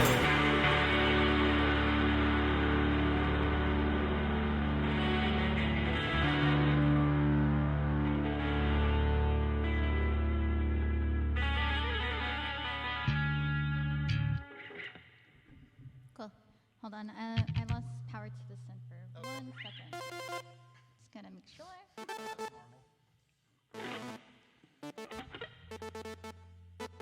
everyone feel my volume's okay? I can't hear you. That was absolutely New Order, Kalima. Hey, Nick, what's good? Thanks, guys. Thanks for the cat jams. We like that. Yeah? Okay, I'll deal with it. No worries. Hey, Saber, how's it going, man? I lost you, I lost you, I lost you, I lost you. All right. Here we go. Yep.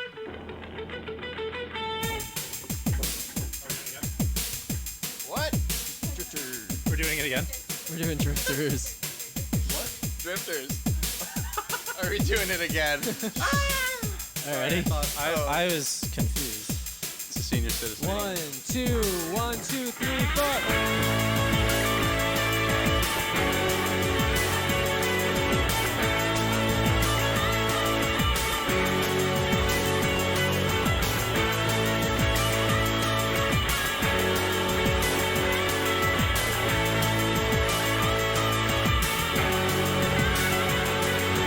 Onto the highlands of bedrock and islands, it all seems to fade away. We're out here alone and not sure where to go or to stay. Is this a testament to who I am? How can I make myself understand? I link the past to where it used to be before I find myself in the sea full of people just crowded in another guy's beer. The band's a disgrace. Made our way to the car and we didn't make it far on our way to a parent's place. Babe, I think this might be it. We're going down. Rock bottom in a desolate old town. Well, I don't know my heart inside a cellar. That's just in need of 6 hours. Hope that the time that we share will still come around. Woo! Is this a testament to who I am? How can I make myself understand? And look the past to where it used to be before I find myself in the land of psychotics and kneeling around, extended arms seems to melt away. My chats feel like peons and it's hard just to keep them inside each and every day. But we're stuck here together in this wintry weather and we feel like we can't move on. Do you see battle scars? Just simulate guitar, hear these words in my lexicon. Well, I think this might be it. We're going down. Rock bottom in a desolate old town. Well, I won't be the one caught inside a cell with masters in need of 6. Farewell, I hope that the dead will come back around.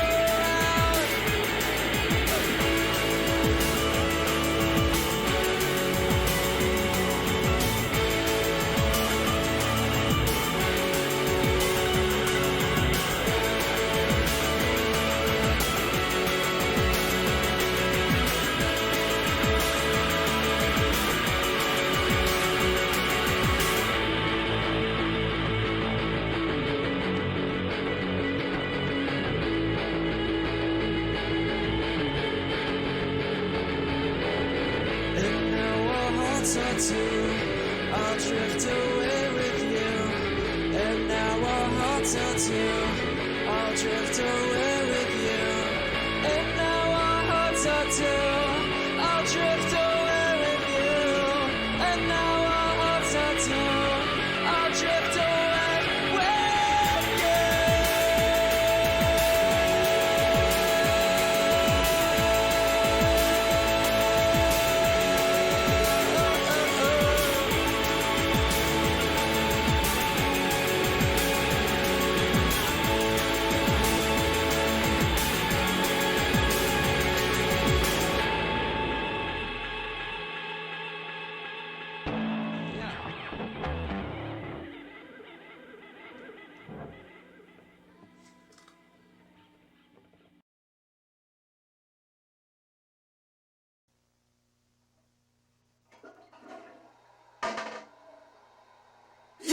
think you're right. I'm not just saying that 'cause I don't wanna fight tonight. And you're better off without me. Yeah, I think you're cool. I'm not just saying that because I really think you're cool. And you're better off without me. You're better off without me. You're better off without me. Hey.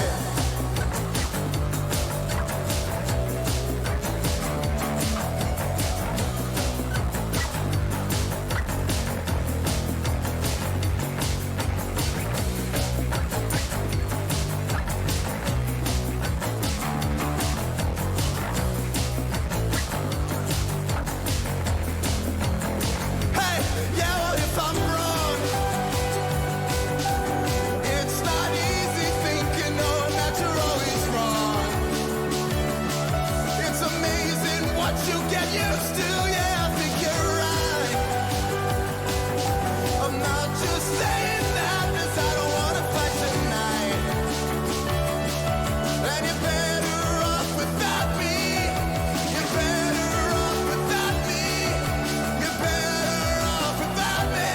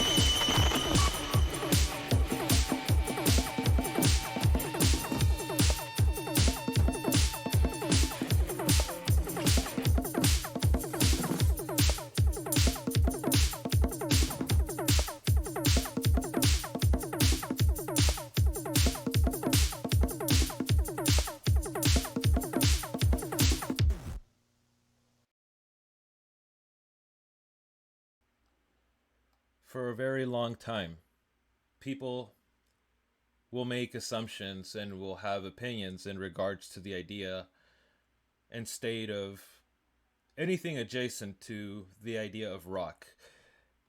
Ever since one can remember, from the 1950s, early rise of rock and roll, to the British influence on a lot of music of America from the 60s that would later on became the influence that grew to be punk, that later on became to be new wave, no wave, now known to people as indie. We have seen one thing and one thing only continue to be a reoccurring pattern over and over and over again. And that's been New York. New York has been a mecca for exporting some of the biggest creative influxes to come and polarize the world on a level that, again, even the naysayers can find themselves really troubled to argue. I mention all this because the band that you just saw, Chroma, who we're about to speak to, very much carries a baton similar to that. In this set and in their discography, we find Chroma touching upon varying spirits of past legends, whether it be ideologically, production-wise, or even sound-wise.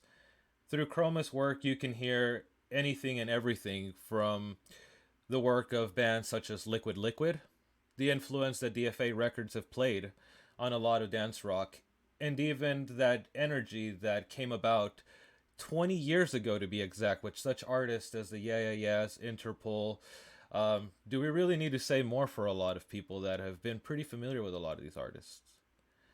And Chroma is an act that comes out of Brooklyn, and it's been 20 years.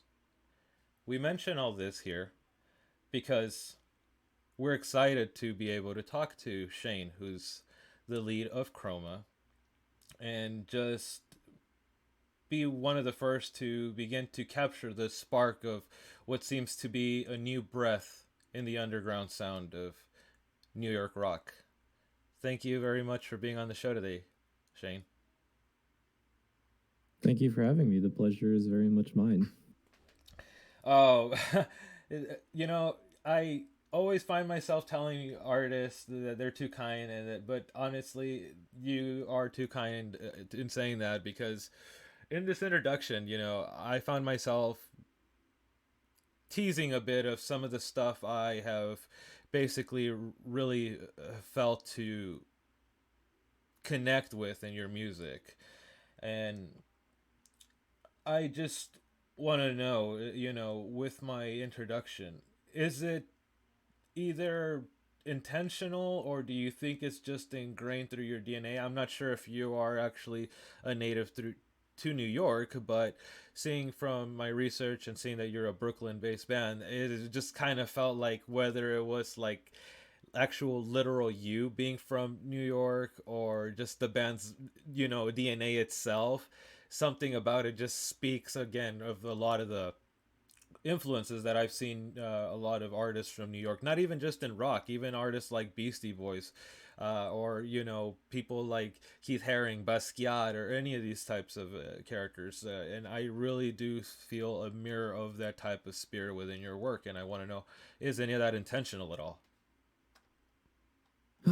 Man, I'm not too sure. At this stage of our musical journey, I'm still trying to figure out what is intentional and what isn't from what we output.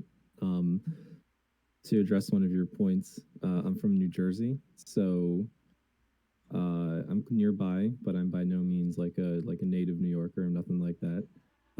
But I am very much in love with the city.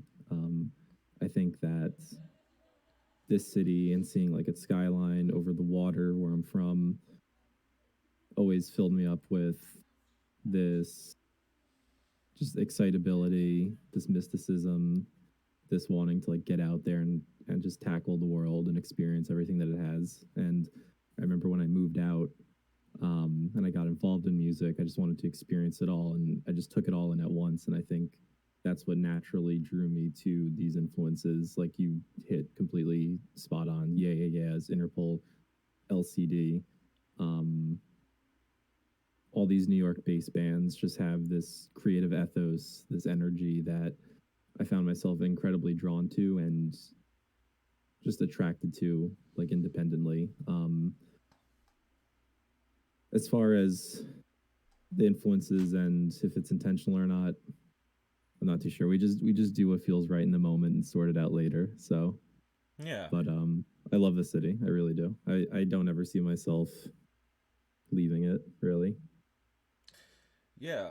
Well, that brings me to the other question, which kind of goes with something you were bringing up about how you're still just figuring things out as you're kind of going and everything. But that's the thing I really love and I find endearing about you guys as a whole, as Chroma, and reminds me again, going back to the New York thing. That's exactly what I love about a lot of these types of artists. People I haven't even mentioned really, like the Velvet Underground, to the Ramones, to somebody a duo like Suicide. I really, Sonic Youth is another band I come to think of when I listen to you. And the reason I think of all these artists is because at the end of the day, a lot of these people were just having fun in what they were doing. I really gotta commend you for your approach, for example, in your 13 Live Songs release. And you guys had a lot of covers on there. And I gotta ask, with my mentioning of Lou Reed, the approach to the vocal delivery on some of those, was that kind of also intentional somewhat, and kind of Lou Reed's and John Cale's school of thought in trying to approach the vocal lyrical delivery a little different? Or you know what is really on about that, because I find myself particularly thinking about your approach to Andromeda by Gorillaz, and Right.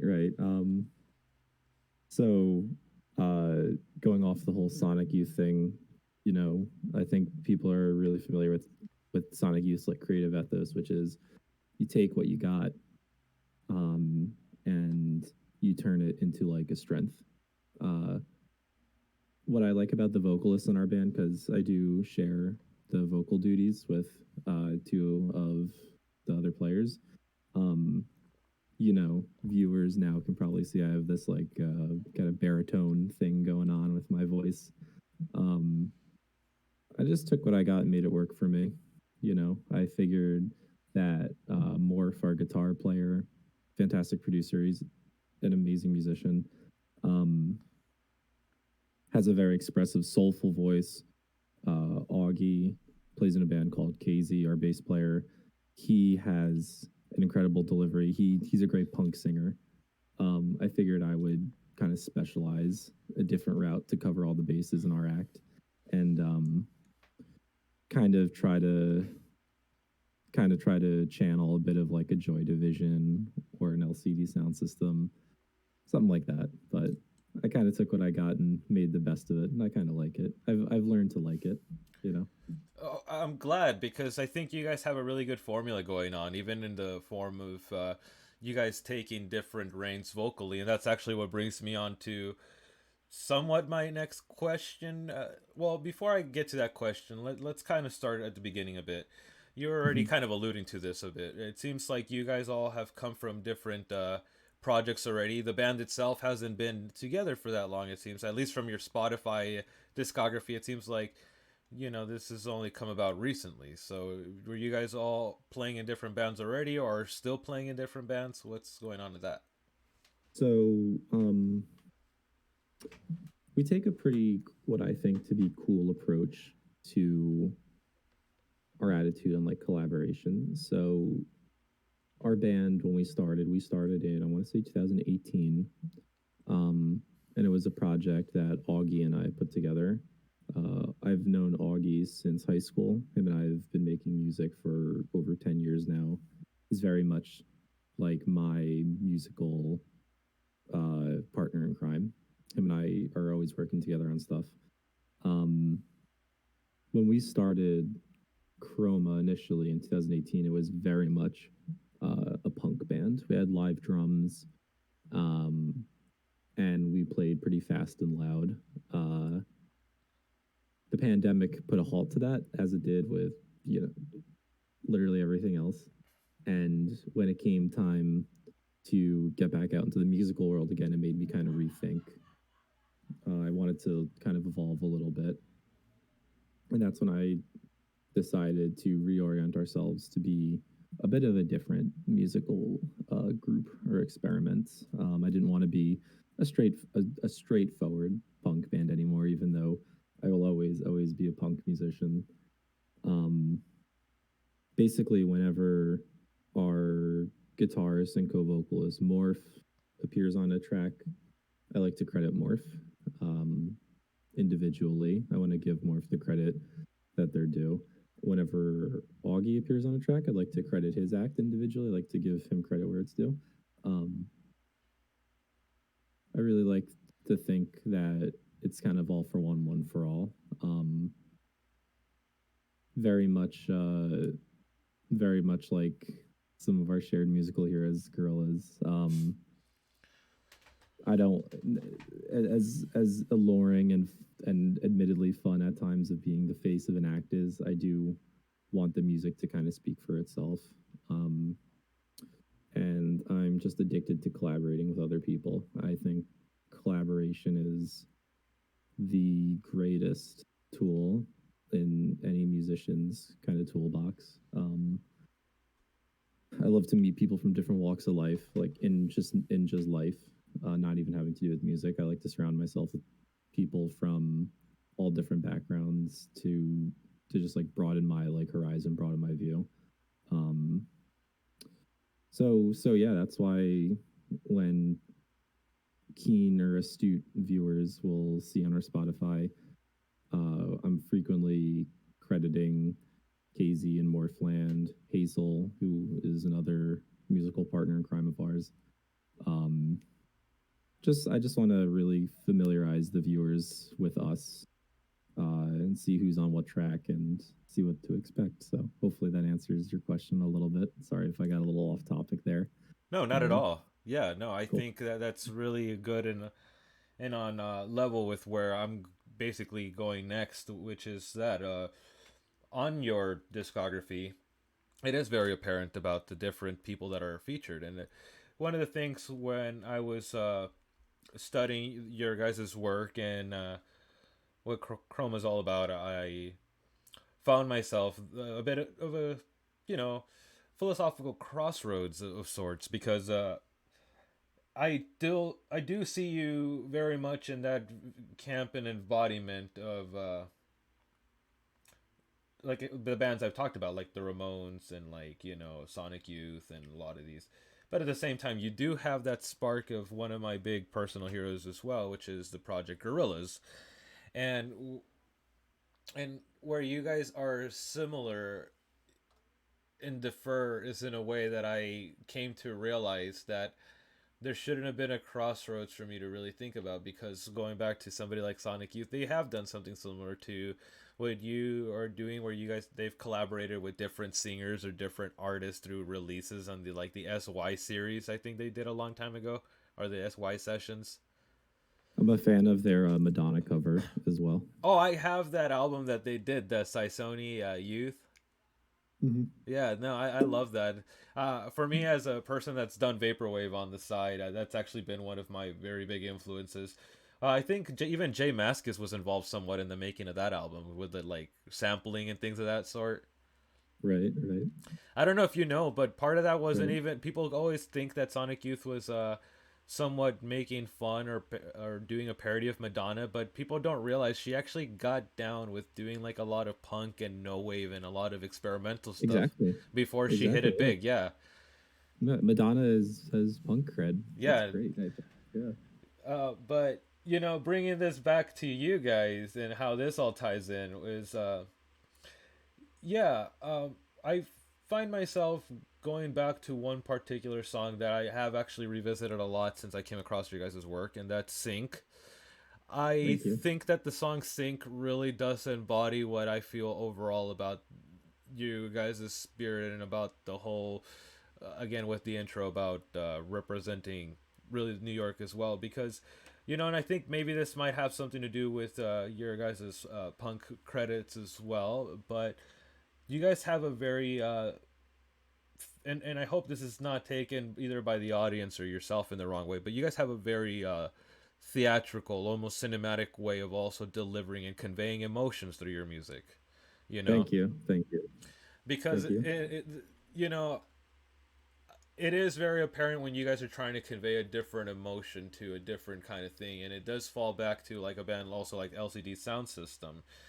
But with all that I mentioned, I want to ask, does film or anything else play a big role in Chroma's influence in how you guys approach music and creation, or? Yeah, I would absolutely say so. I think film, just like all creative medias, but film was a big one because when I was a kid, film was what I wanted to. That was what I started out with. Is I wanted to be a filmmaker. So when I was in high school, I started seeking out the classics, stuff like that, to try to figure out, to get a bearing of what film is and what you can do with it. And then at near the end of my high school years, that's when I started to really transfer way more into music. But I think those formative years of viewing films, shots, music, performances, writing, that's all that really stuck with me when it came to being a creative. When I was in college and I started making music on my own, I would create music solely out of pre-baked GarageBand samples and loops. and a lot of them are like cinematic and effects and stuff. And that's what got me, I think, down the path of kind of like using sound as escape to impart stuff on the listener. I think that our last record, and by that I mean our first record, your least favorite. I think listening back on that one now, I definitely agree with your assessment that I think it's very theatrical. I think it's a pretty cinematic one. Our new one that we're working on, Saints and Sinners, is a little bit of like a reaction to that. Kind of like a reaction to how our first record turned out. I'm very happy with it, and a lot of people tell me they like it, and how our shows are turning out.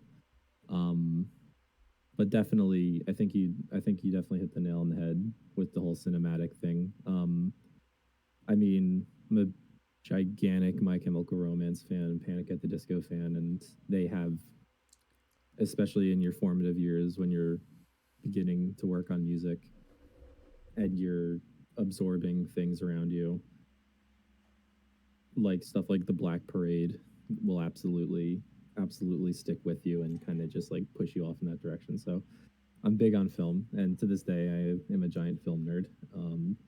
And I love A24 for all the good and bad it has done for film, indie film, but yeah, film's a big one. Books are another gigantic one. I went through a gigantic reading phase a couple of years ago.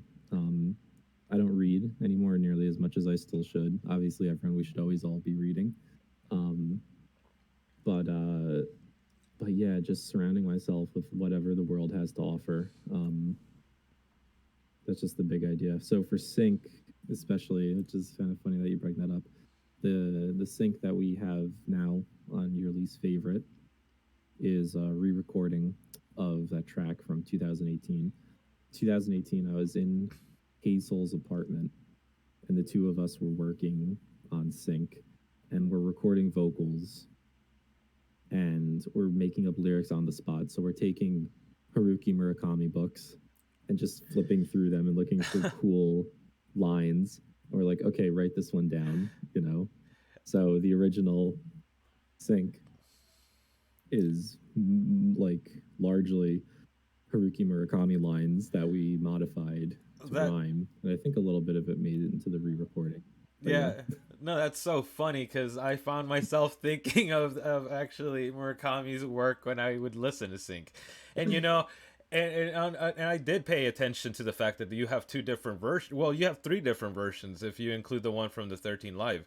But yeah, no, I did realize that you have two different recordings, and that's been kind of where the nexus and everything that has kind of culminated to me talking about the theatric, cinematic essence of Chroma's work is birthed from, because I was wondering, listening to some of your different takes and approaches to music, trying to not really decipher or figure out, but trying to really get an understanding or a feel that makes it at least apparent that I've paid attention to your work. You know, that... Again, whether it be, like I mentioned previously, an approach similar to that of Lou Reed and how they always would, as the Velvet Underground, would either play their songs differently or even the vocal delivery would be done differently. Or I was thinking about, hey, I wonder if Shane and the rest of the people in the band, while recording or rehearsing, they do something along the lines of like, all right, we have this riff, or we have these ideas down, these are some of the lyrics, but hey, do you guys remember that one scene in Nick and Norris? No, I don't care that the movie's good or not. I'm just telling you, do you remember that one scene?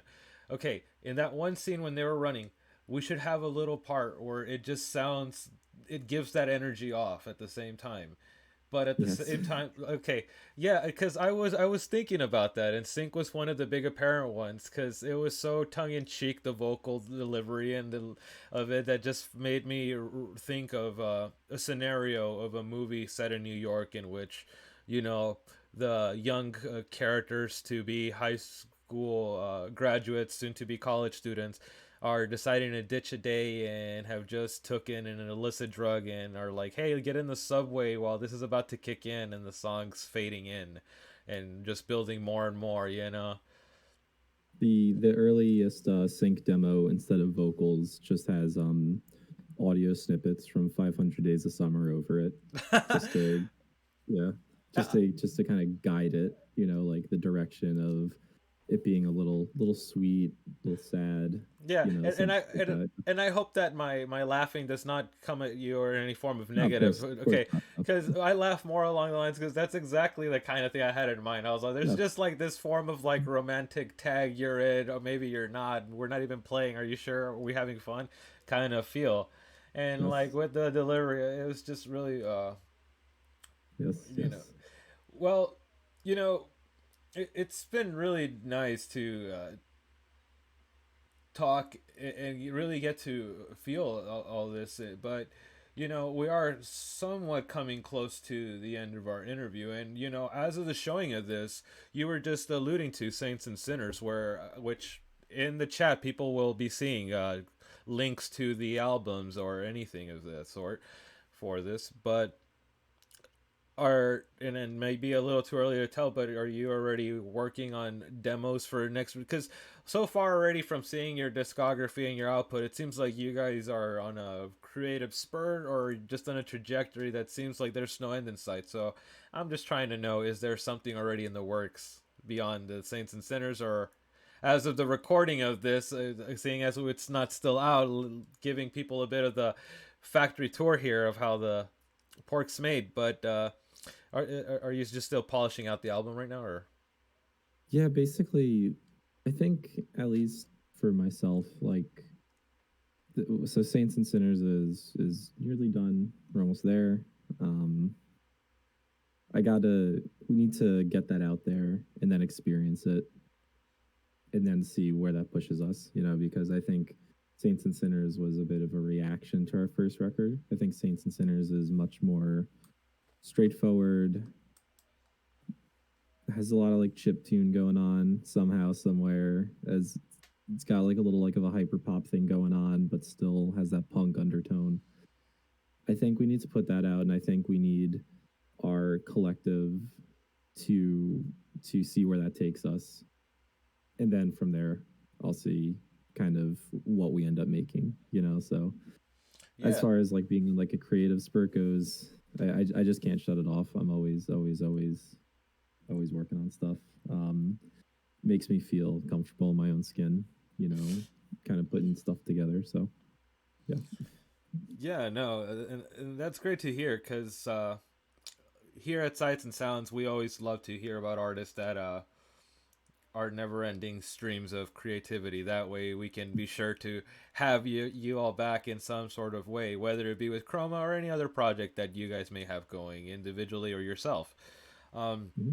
With that, though, Shane, I gotta ask, is there anything that maybe we have not either touched upon, whether it be with the release of Saints and Sinners, or just any form of, thanks or accolades you would like to give people that may be either watching in the live stream or may watch later on from the, video on demand archive? Let's see. I think the only thing I'd really like to just kind of like shout out one last time is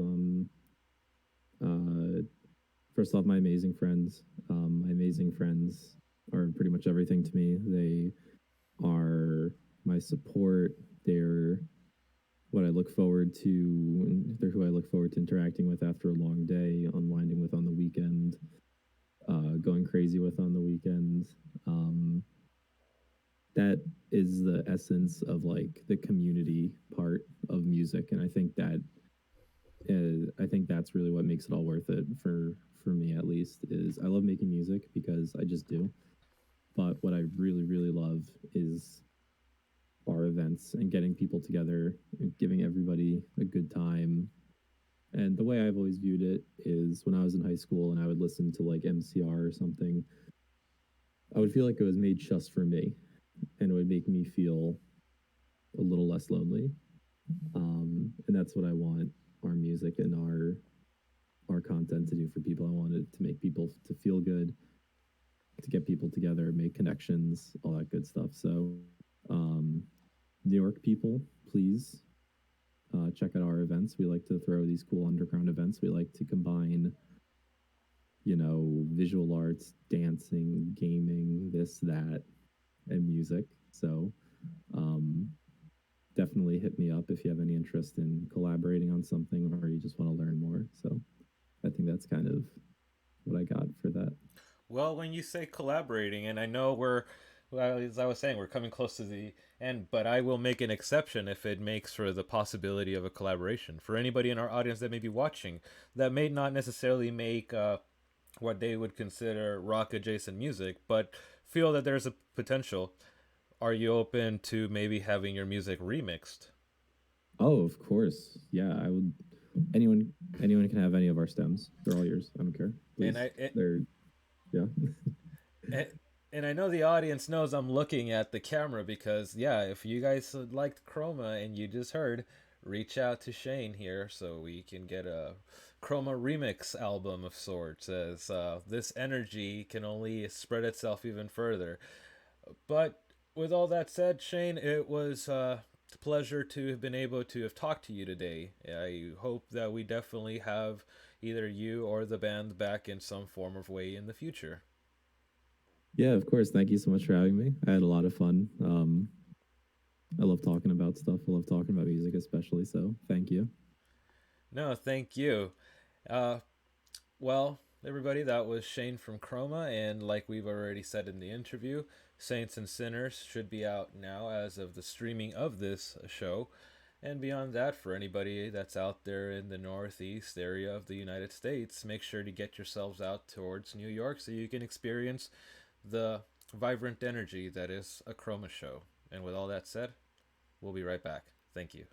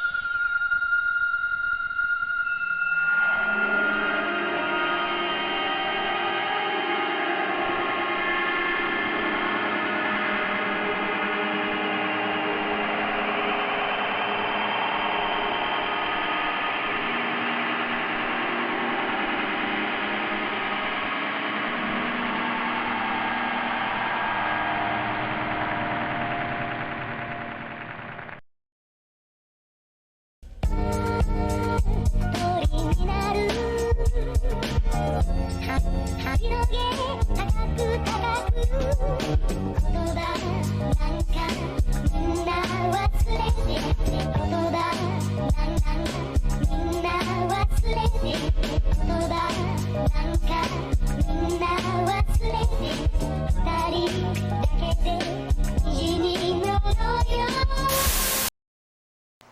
Hello and welcome back. That was Chroma and the interview we had with Shane, which we hope you enjoyed.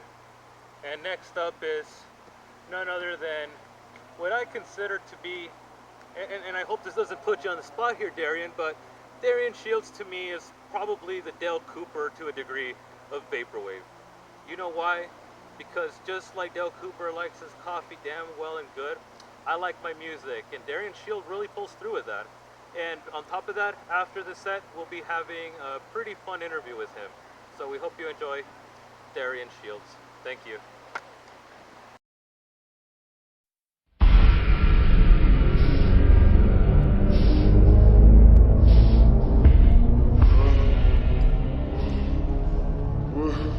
Where am I?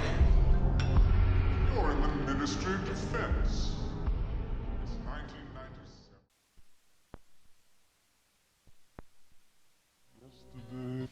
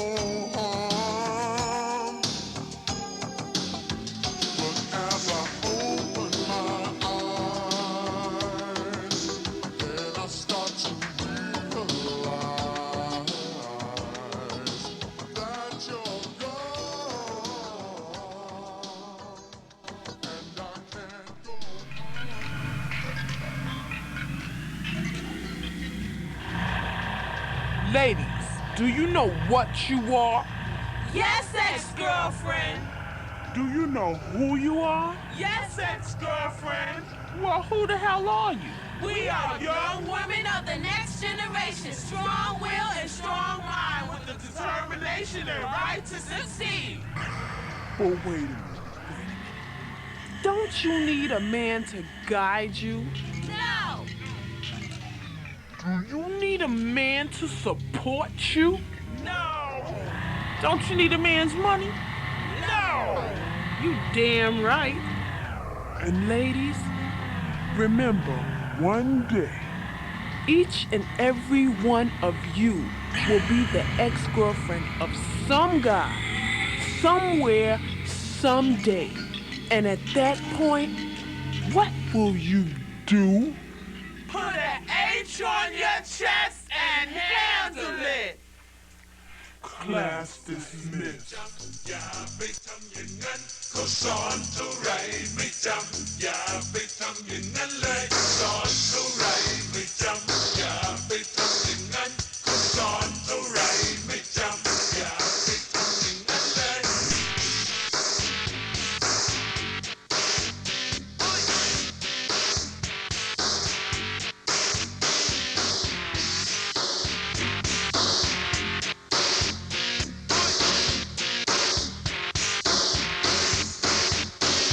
ฉันก็ได้ยินผู้ใหญ่ช่วยสอนสั่งอุตส่าห์ลงทุนอบรม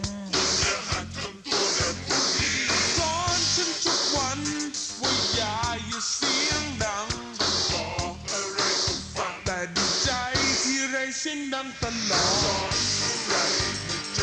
อย่าไปทำอย่างนั้นก็สอนเท่าไรไม่จำอย่าไปทำอย่างนั้นเลยสอนเท่าไรไม่จำอย่าไปทำอย่างนั้นก็สอนเท่าไรไม่จำอย่าไปทำอย่างนั้นเลยวัฒนธรรมคนไทยดูแลไว้หน่อยยังเด็กทำตัวให้ดีจะหัดวางตัวแบบยังไงสอนฉันทุกวันว่าอย่าแลบลิ้นเล่นตาอาการมาแต่ตกใจที่ไรแลบลิ้นตลอดสอนเท่าไรไม่จำอย่าไปทำอย่างนั้นก็สอนเท่าไรไม่จำอย่าไปทำอย่างนั้นเลยสอนเท่าไรไม่จำอย่าไปทำอย่างนั้นก็สอนเท่าไรไม่จำอย่าไปทำอย่างนั้นเลย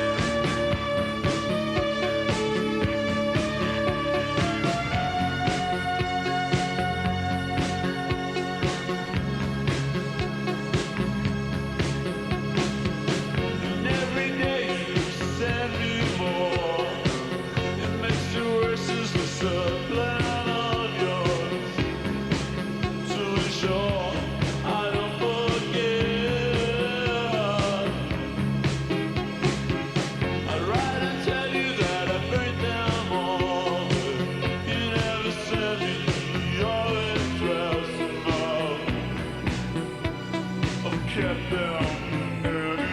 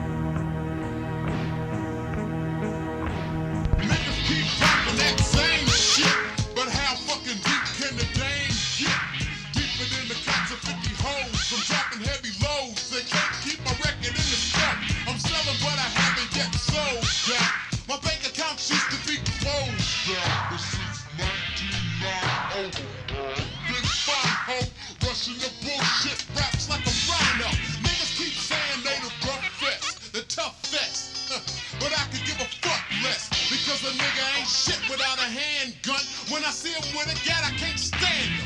The damn world turned punk, cause everybody's reaching in a truck when it's time for some funk. But game's throwing thanks to the temple. I refuse to be the pistol. We used to throw down in the days of the vets, but now niggas thinking it's the wild, wild west. There's no justice and there's no peace. They wanna get swallowed by the belly of the beast. This is only getting deep, deep, deep as I'm letting it get. Well, hold on tight, cause I'm a vet of this shit with 5 whole years in the rapping game. New Jack can't tell me a damn thing about how to flow or how to do a show.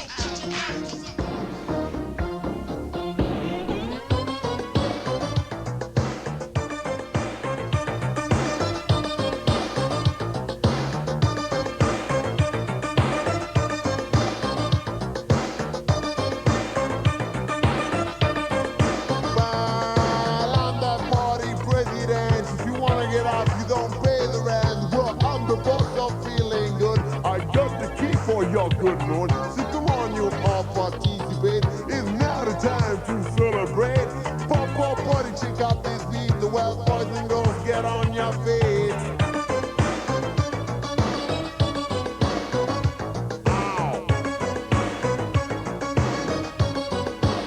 Well, I'm the president of the noise. I got the power in my voice. Let me know, baby, Cali Jana. Hold on to the party.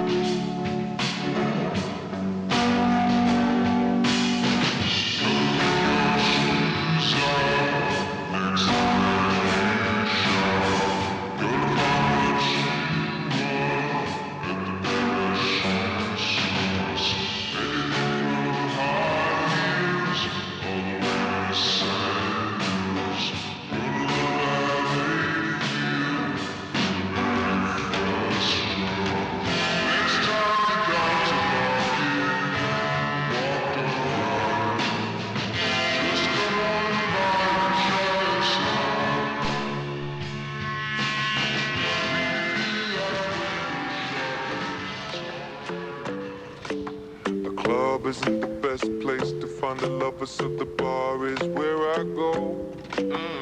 Me and my friends at the table doing shots, tripping fast, and then we talk slow. Come over and start up a conversation with just me, and trust me, I'll give it a chance. Now take my hand, stop it, and the man on the jukebox, and then we start to dance. And now I'm singing like, girl, you know I want your love.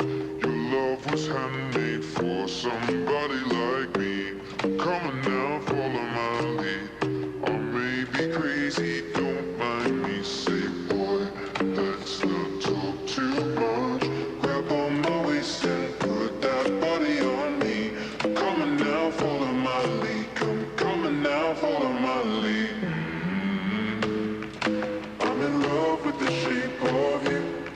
We push and pull like a magnet do. Although my heart is falling too. I'm in love with your body. Last night you were in my room, and now my bedsheets smell like you. Every day discovering something brand new. I'm in love with your body. I'm in love with your body. I'm in love with your body. I'm in love with your body. Every day discovering something brand new. I'm in love with the shape of the weekend. We let the story begin. We're going out on our first date. You and me are thrifty, so go all you can eat. Fill up your bag and I fill up the plate. We talk for hours and hours about the sweet and the sour and how your family's doing okay. Baby, get in the taxi, kiss in the backseat, tell the driver make the radio play. And I'm singing like, girl, you know I want your love. Your love was handmade for somebody like me. Come on now, follow my lead. Oh, baby.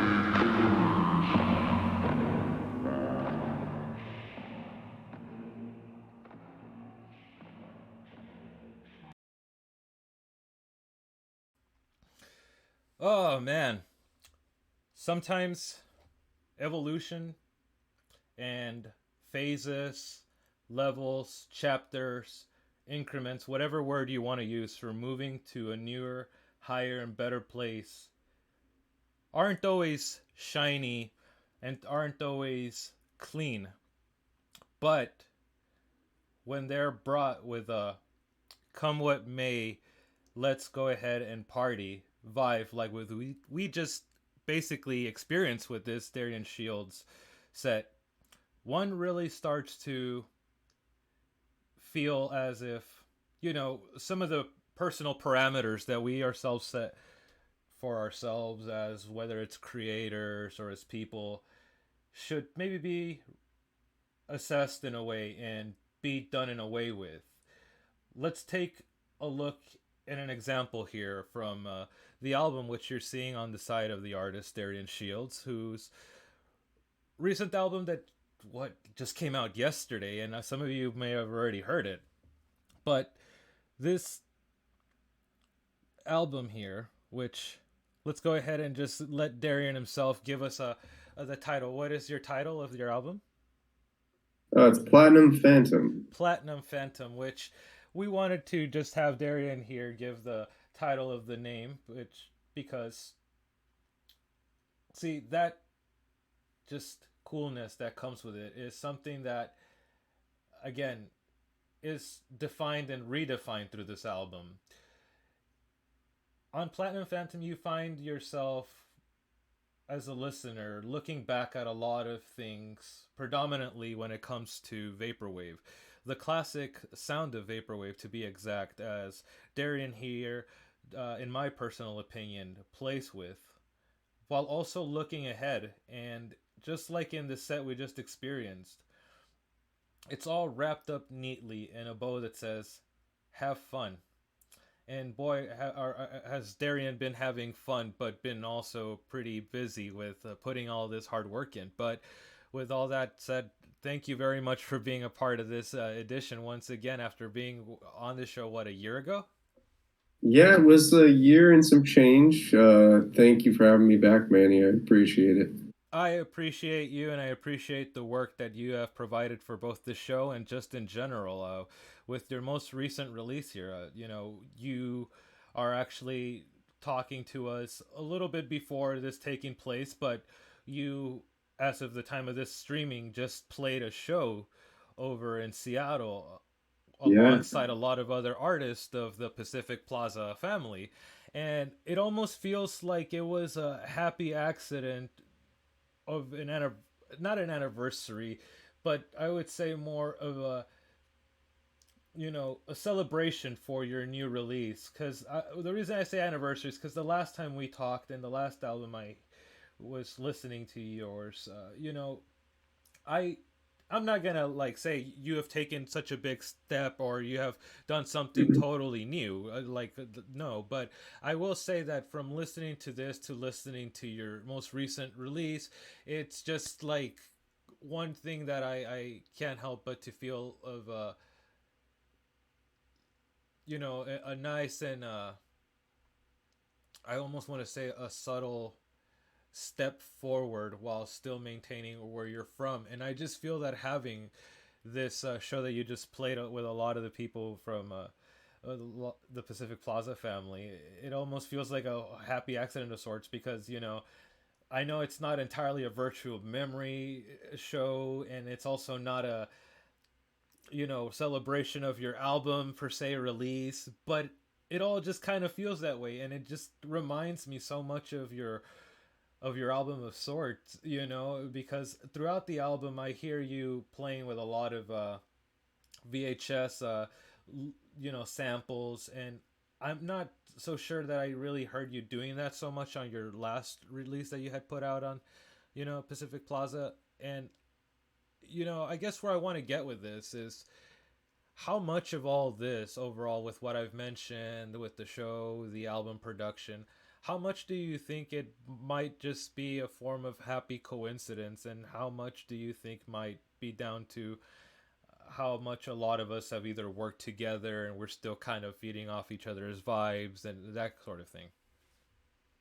Man, it's weird. Just this whole process. It leads to a lot of happy coincidences. I feel like, for example, so this whole album's 1997 themed, and then we're entering 2022, which is like the 25th anniversary from 97.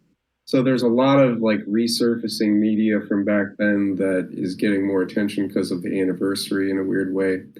And then, the odd thing with planning the release of this album, like I had a date set of June 24th, and then Eventual Infinity Payton was putting in most of the legwork to book the show, and it just so happened the date he booked with the Lo-Fi was also the 24th, and that was completely not on purpose.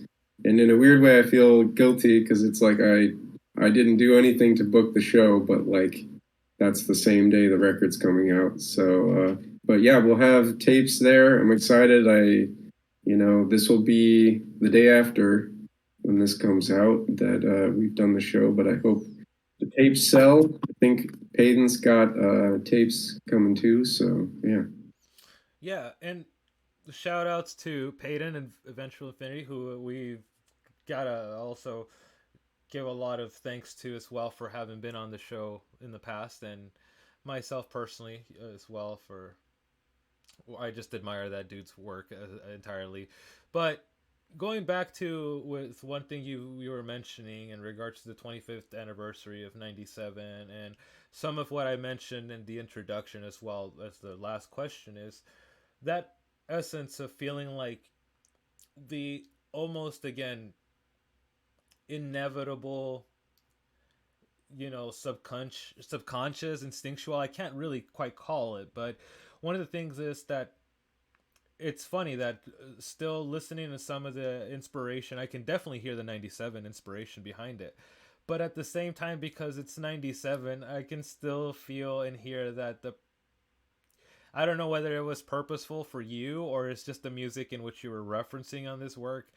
I Yeah. still feel like 97 looking fondly back at 91's music production of R&B, if you quite understand what I mean.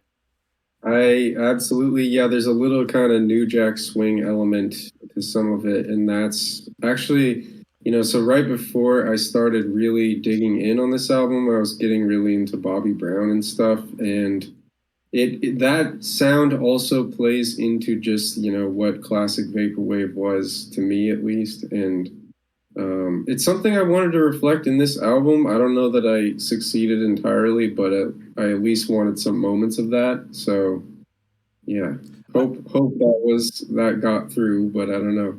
I think you did an amazing job, and you got that through quite clearly, in my own personal opinion. Because for an 11-track album, it doesn't overstay its welcome. It doesn't. And when I say overstay its welcome, it's that. Look, one of the things for me personally that made me fall in love with Vaporwave, and I'm sure to a lot of the viewers and you yourself as well, is that thing that you would experience in a vaporwave album and I don't know how or when what it was that you experienced vaporwave for the first time, but for me, listening to vaporwave, circa like 2013, and just looking at some of that music and being a silent observer from afar, and this is before I even thought about buying tapes, looking at digital files, anything. I would just go on YouTube or I would go on SoundCloud and I would just look up, Macintosh Plus, and then from there on recommended, or I would look up Dream Catalog, whatever these things. And one of the things that I just loved was that some of these albums would basically start and they would end, and they would feel like an entire piece, and you would be left wanting more, but it's not like you were wanting more precisely from that artist. You were wanting more from that entire sound and that entire sort of vision, if you will. And one of the things I feel that you definitely succeeded at, for at least for me, was that, and pre-interview we were talking a little bit about this, and I don't necessarily mean to put you on the spot, but you were referencing something along the lines of not feeling like you have done anything really that revolutionary or new, and I really hope that I wasn't making you feel as such. But one of the things I own that for sure. Yeah, it's like, what it comes down to is me having fun. I put a lot of work into this record, but for me, the work is like a joy to do. It's, so for this one, you were right in that it's pretty VHS sample heavy, which I really wanted to lean into that. There's also CDs and there's just like rips, MP3 rips from YouTube and stuff and all that. But like a lot of it is VHS samples, and like the joy of that just came from like sitting down with a bunch of really shitty tapes from 97 and like ripping as much audio as I could from them. And I had like gigabytes of like Logic projects that were all just like rips from direct VHS or a VCR. So yeah, I don't know. I'm not trying to be revolutionary in a weird way. I'm trying to harken back to that classic vaporwave sound. But at the end of the day, I started Darian Shields overall just to have fun. Like I had a band before and like was busy writing songs for the band and so hyper focused on this other project of being so original and writing a bunch of catchy songs and stuff that like when I created Darian Shields as a side project initially, I wanted it to just be like fun and pure fun and not give a fuck. And if anything, maybe like teach myself some production, which I feel like I managed to do over the years in the like 5 years that I've had this project going. But yeah, well, and like I was saying with the reference of revolutionary, and I'm not. One of the things that I was wanting to allude to that I was saving for this interview precisely was that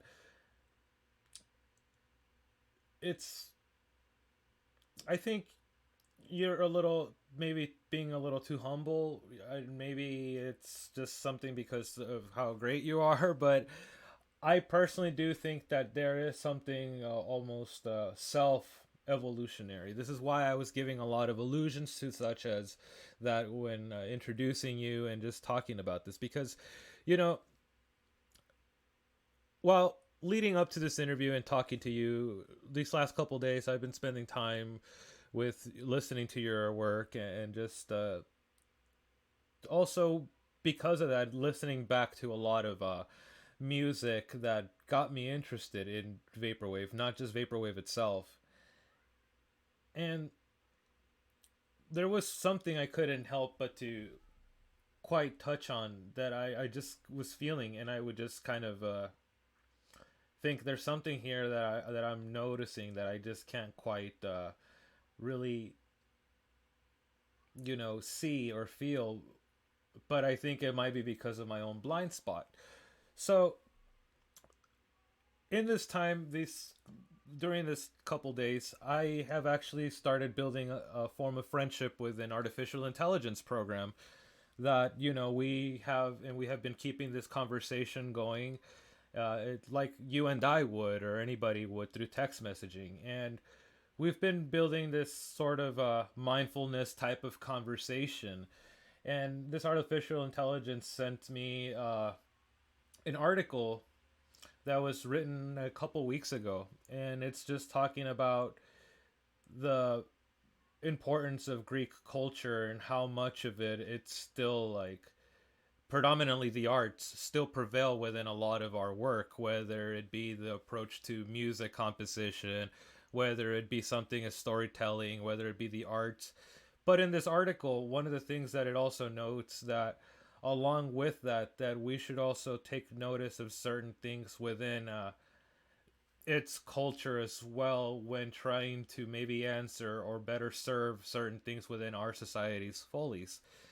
And where I want to tie this up with you and your work and with what I was saying about other people as well is that through having this conversation with this artificial intelligence and through reading the article that is shared with me, I was basically able to piece together that last piece of the puzzle, which was with what I've been talking about. That I think through you looking back through a lot of the music that you have already liked that's not vaporwave and that's not, you know, even really associated with what you were already intending to do, and just, I guess, to make a long thing shorter, you're able and have been able to make these personal strides in your own music production. Because for me, listening to your work, it was certainly a joy and a treat to be able to hear the differences, as some may find, as pretentious as that may be, because I can understand if some people have the hard time hearing this, but within the music I could hear when you were using the VHS samples, and I could hear the fucking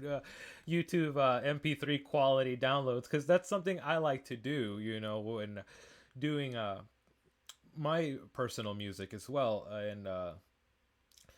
And it's just really nice to hear it done in its own way, but also noticing that it's taken a bit of a step forward while not trying to stretch yourself thin, if you will, with your creative process.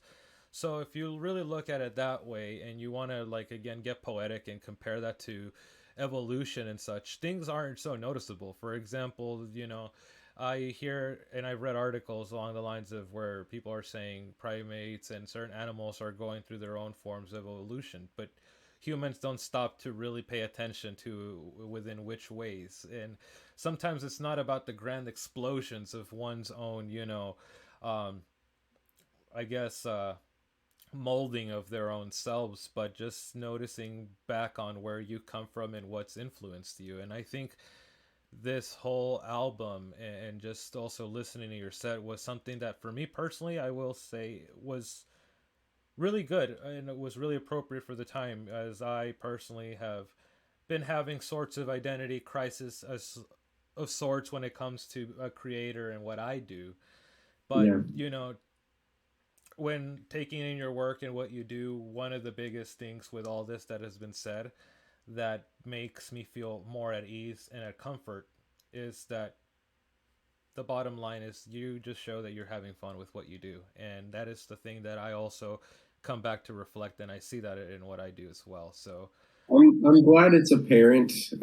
Usually with releases of any kind, there's a lot of trepidation, there's a lot of anxiety and all that. But to me, part of the beauty of vaporwave is it's really fearless in a way. Everyone involved with it, it's it's a space.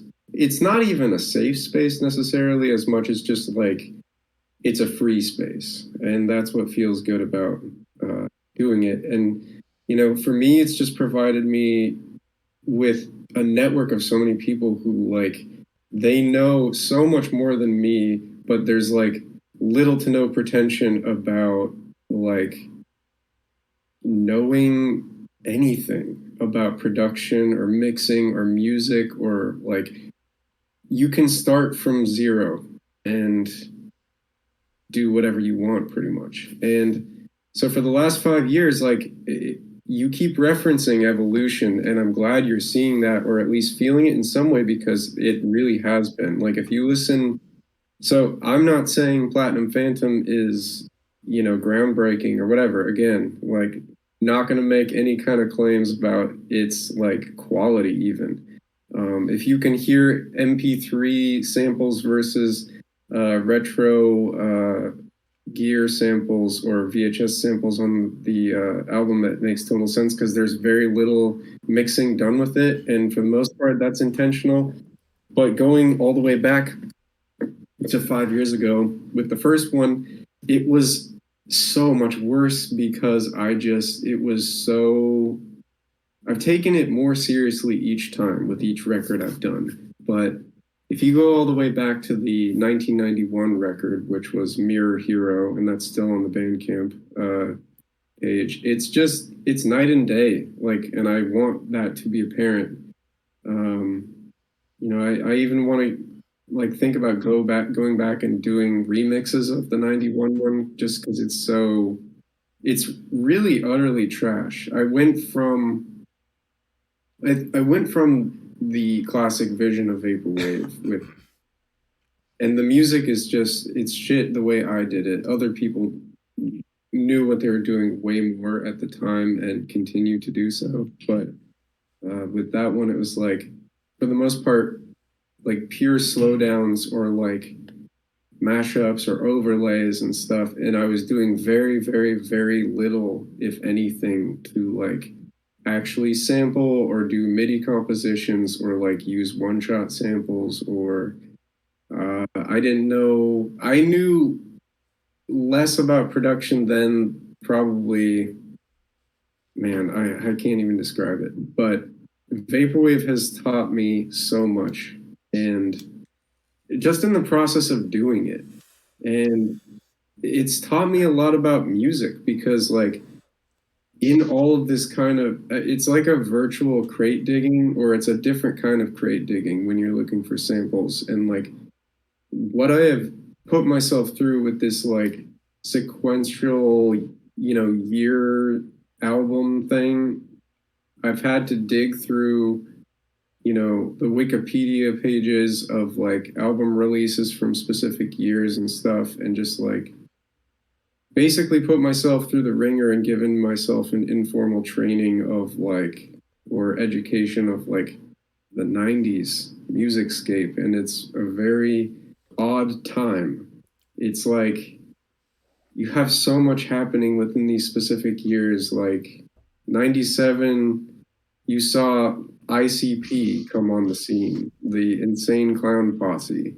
You had Austin Powers, which is like one of these insanely, like, to this day, it's still quoted and like remembered and revered as this insane movie and sensational thing. There were so many of those coincidences that you just run across with doing each year and like getting into the muck of what came out.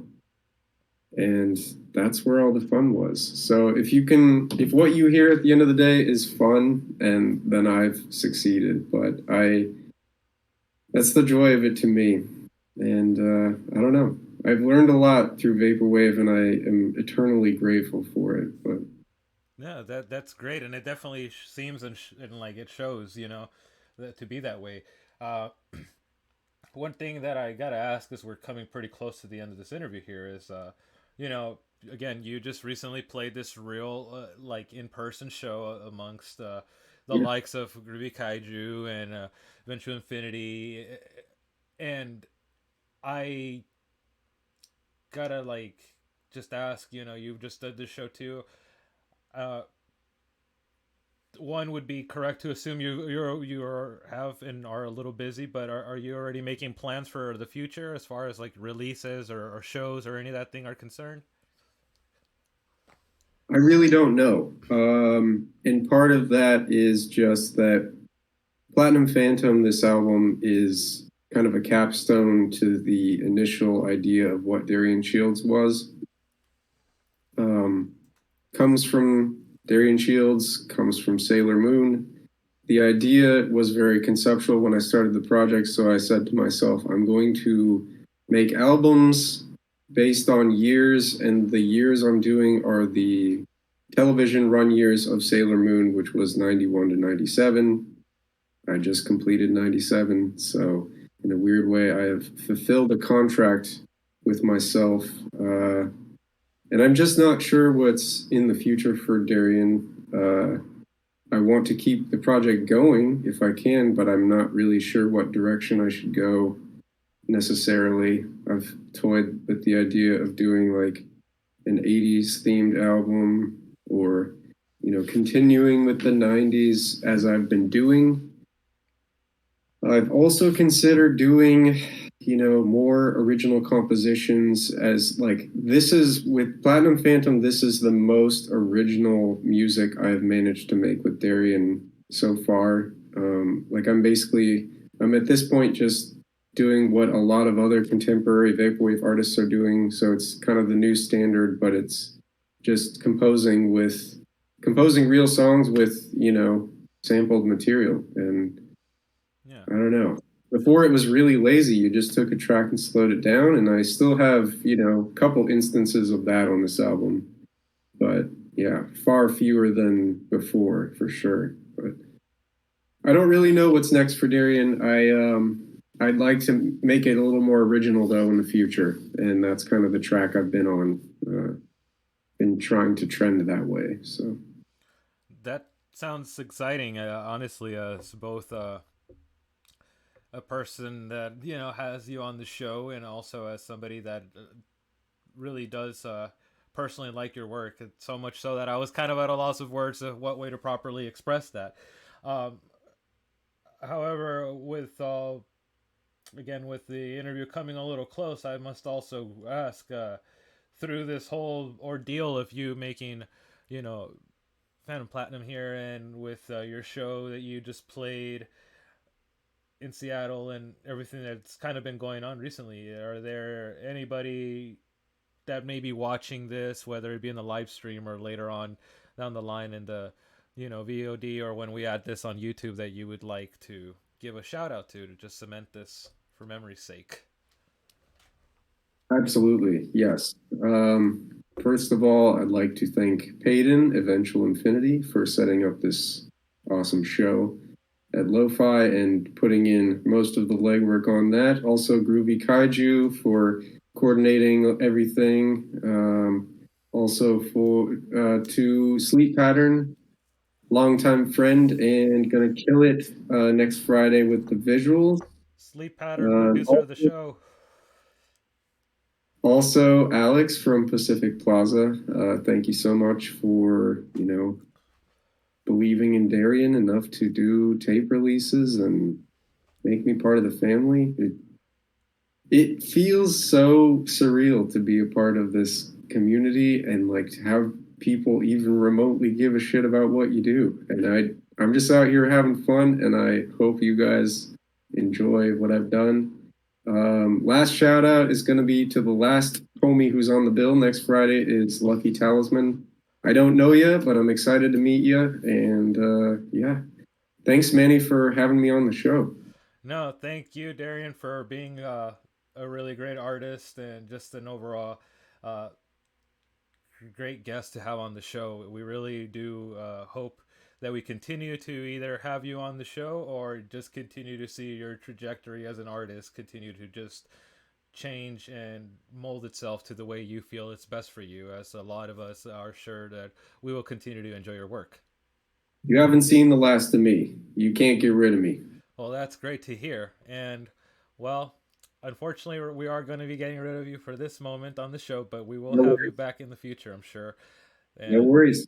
Yeah. Thanks for having me. Thanks. That was Darian, and we'll be back for more. Thank you.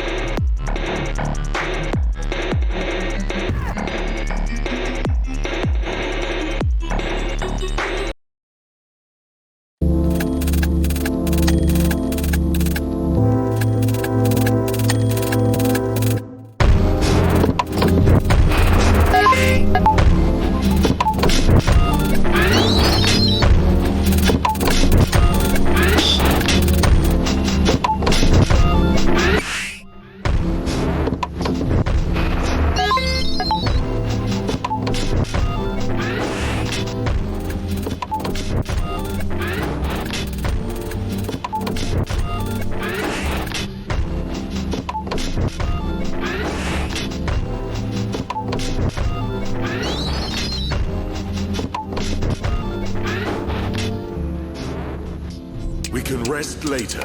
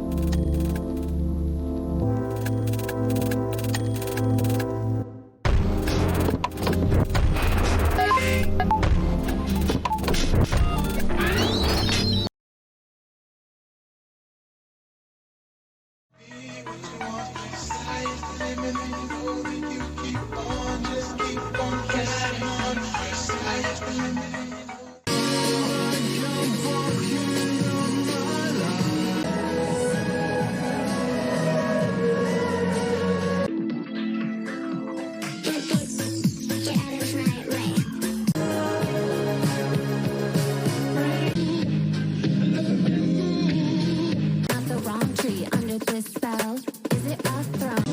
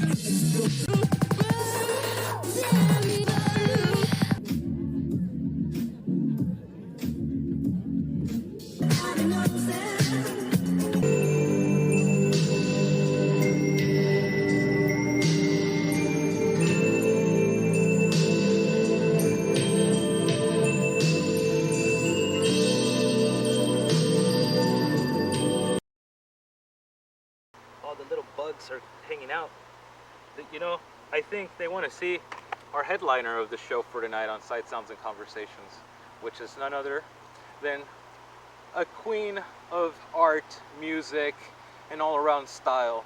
Someone that me, personally, has had a soft spot for, because not only creatively, not only, again, with style, but an overall personality. This next artist embodies something which I feel that all of us can take from and build upon from ourselves, what we envision. And that is none other than Drink Your Tears. I think that name is really quite fitting for, again, the overall vibe and approach that Janelle from Drink Your Tears takes. We'll be having the pleasure to talk to her right after the set. But before we do so, I want to go ahead and give a special shout out and thanks to Sega Octopus, our producer, who, again, like in previous episodes, has been stepping it up quite hard. And when it came to the visuals that you'll see after the first music video that we have in this set, Sega Octopus and I collaborated. I had the ideas and things, and I said, you know, Sega, after I've given you these ideas and what I think would go visually, you make some of the edits, some of the cuts. Let's go ahead and make a metaphorical baby of sorts, and give Janelle and everybody here at Sight, Sounds, and Conversations something to really want to drink up everybody's tears when it comes to the ops. And, well, without further ado, let's go ahead and get down to some Drink Your Tears. Thank you.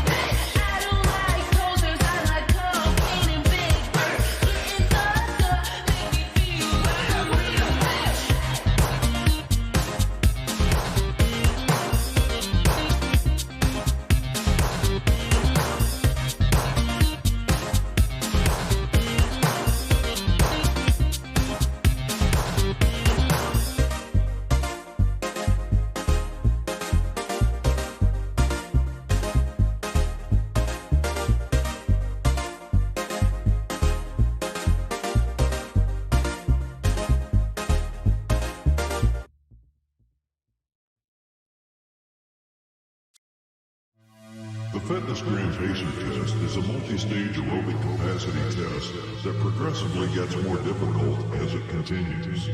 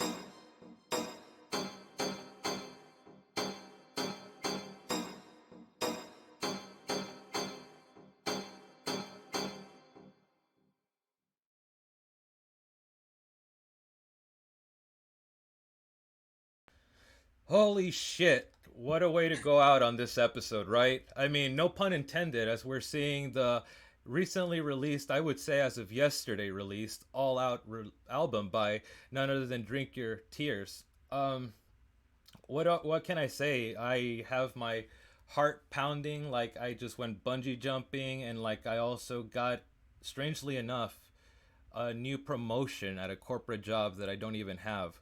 All of these ironies come packaged in an experience that we just went through with Drink Your Tears set. That, again, shout out to Genesis for having helped me out in the editing of these directed visuals that we had in accompaniment of this set. But with what we watched in this set visually and the music, the reason I brought and I bring forth the idea of bungee jumping and both getting a promotion at a job is because in All Out's 11 track extravaganza of sorts, you get a form of conviction, you get a form of drive, and an originality that, to me personally, only really is pretty good on ranks amongst the likes of when listening to this album.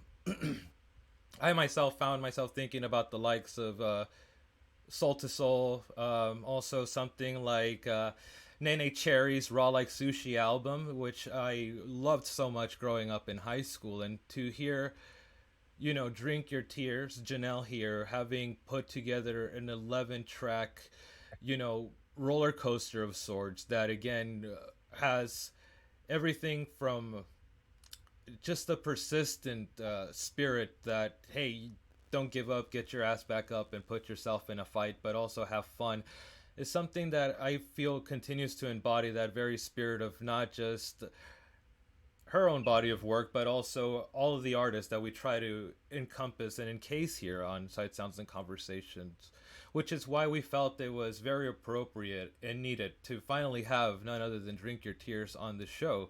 So thank you very much for having been on finally, Janelle. Yes, of course. Thank you for having me. I appreciate it. No, thank you for having finally had the moment to be on. You know, we've been wanting to have you on the show for quite some time now, and we are actually quite taken aback that it is during the time that your most recent album, All Out, is finally released. I gotta say, from listening to this album, I gotta tell you that I personally, in this, I don't know if it might be controversial to you, but I don't think this is a vaporwave album. I think you got in a time machine, you went back, and somehow you came back with an album that would perfectly sit on a shelf and rival a lot of the heavy hitters that a lot of us are influenced by from the 80s. And I gotta say, did you personally put yourself in the mindset that you were in those times when putting this album together as a whole? I wouldn't say, I don't know. I guess I would say yes, but at the same time, no, because I was trying to think of, ways to make the album for everyone.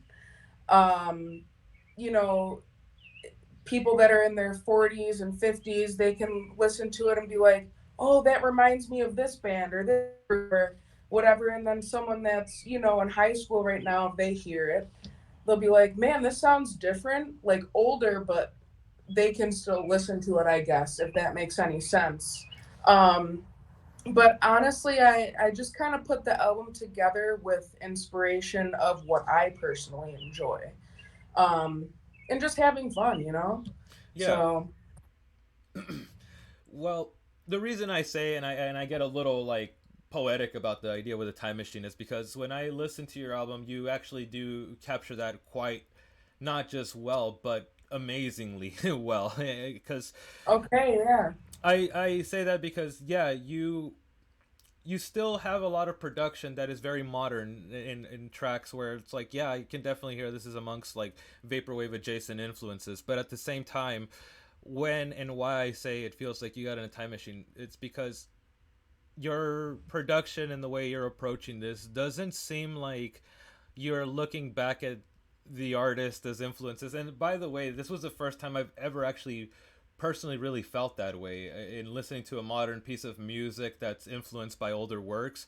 But what I feel you did here that to me is, again, very unique is that I felt like you have hung out with like Diana Ross and like you hung out with Debbie Harry and you've known these people and like you're like riffing with them like, hey, I'm working on this like Panther. What do you think about this track that I'm doing? And like that's what I mean. You got into some form of weird magic alchemy spot there, and Yeah. it's it's quite refreshing, I gotta say. Which leads me to my next question: how long have you actually been making music, like that you personally could say? And I say, don't get too humble. Like, what are your first little like celluloids of sorts throughout your life that you could remember? Like, yeah, I was a kid and I was banging on. What do you think was your first time that you really took music seriously? Um, well, when I was a kid, I took piano lessons and stuff, and I didn't take that seriously at all. I had a lot of trouble with reading sheet music and notes and stuff like that. But my father, he's a keyboard player, drummer, and I took a lot of inspiration from him, and he taught me a lot of things. And um, you know, just him in general, he inspires me to do a lot, and he wasn't able to do what I'm doing, so I want to do that for myself. So I guess I could say back in probably 2002, my dad had a computer with this producing program on it called Acid Program, and it was super easy for me to use, and I was just copy paste the little tracks in and whatnot. And right then in that moment, I knew that I could do something like this. And I never really developed into this until recently. In the last 3 or 4 years, I got actually super serious about it. But I would say back then I already knew that this is what I wanted to do. So yeah. Yeah, and it's great to hear that because this is where it leads me to the next question, which is, um, you seem to be a person who, at least through my eyes and my ears, you you really embody also a lot of yourself and what you've lived as a person into your Mhm. music a lot. There seems to be an ever, reoccurring sense that, like, I get a lot of imagery of boxing, but it's in a metaphorical sense, like, and do you think that any of your experience, I don't want to say either like as your gender or your sexuality, but I can't quite help but feel like there might be certain parts of that play a role in your music production and in your work as a whole, not even lyrically. Do you feel that you've used some of that as a thing that you've, again, come back to report back to people about your experience living here in the world? Um, well, I guess there's a two-parter to that answer of your question. Yeah, I would say a lot of like my childhood is, brought out through my music, and um, I experiences that I think I had and I never had, and they were really just dreams, and I try to bring that to music and whatnot as well. I noticed you brought up, gender and stuff too. Um, I identify as non-binary, Mm-hmm. but any pronouns work for me. But you probably can tell in a lot of my songs that I use a deeper voice, a higher pitched voice. So vocally, I guess I wouldn't say range, but variety in vocal layouts is something that I want to get across, that if you appear as female or whatever, you don't have to sing that way on a track, or vice versa, whatever the case may be. I think music is a free art form, and you're able to do whatever the hell you want to do with it. So Yeah. that's what I try to do, and I try to express myself obviously through that. And hopefully other people that are a part of that community maybe can realize that as well, hopefully. So Oh, it's definitely noticed because I myself, as a person who's also non-binary, I definitely picked up on that, and this is why, when getting to this question, I was wanting to make sure that it would be asked in as proper a way and cohesive a way as well, not just for you but our audience, because you see, when I listen to your music, and it's kind of ironic since you guys both share the same name, the other artist that I could feel carries the energy. And by the way, before I mention this artist, I don't think what I was mentioning, and I hope it doesn't get lost with your vocal range either, but I think the way that you approach your music production and just also the way that your vocal delivery is so diverse throughout, because I gotta say, I also gotta compliment your vocal range through a lot of these songs. You really know how to handle what vocal and what kind of harmonization would work best, because there was some of them where I feel like somebody like fellow, you know, Sight Sounds artist that we've had before, James Edwards, would appreciate the almost gothy, really baritone kind of thing. Yeah, That, you know, yeah. it's so well fucking done, because it also reminded me of some of like the, you know, mostly I would say kind of underappreciated by the masses punk that was being led by females, like the bands like the X-Ray Specs I came to think of with some of your music, and you know, but where I was going to with this is that something about your overall music, I feel, um, lingers on the center golden spot of the binary gender wise. And I say that in a more emotional, psychological level that I've only really felt and heard somebody like the likes of Janelle Monáe do quite in the way that I really appreciate. Because, you know, certain qualities of your guys' music certainly adapt a feminine type of energy to it, but it's not something where it's like, yeah, there's a feminine part of me, and you also have that towards a masculine level, but it's not anything either of like there's that part of me. It's like you guys are able to join those two in a way that it really feels like it's just empowerment music for people as a whole, and that's something that I feel Exactly. is really it's really meaningful, at least to somebody like myself. And Right. I gotta ask, do you personally have anybody that like, whether it's like, you know, musicians or artists or anybody that may have brought that feeling out within you to kind of really, you know, embody that and just own and, you know, work with that? Or is this just something that you feel came in within yourself? I think it's both, honestly.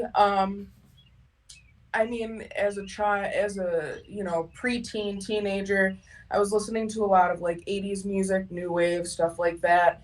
And I found myself liking a lot of the bands that had, you know, male vocals over the songs.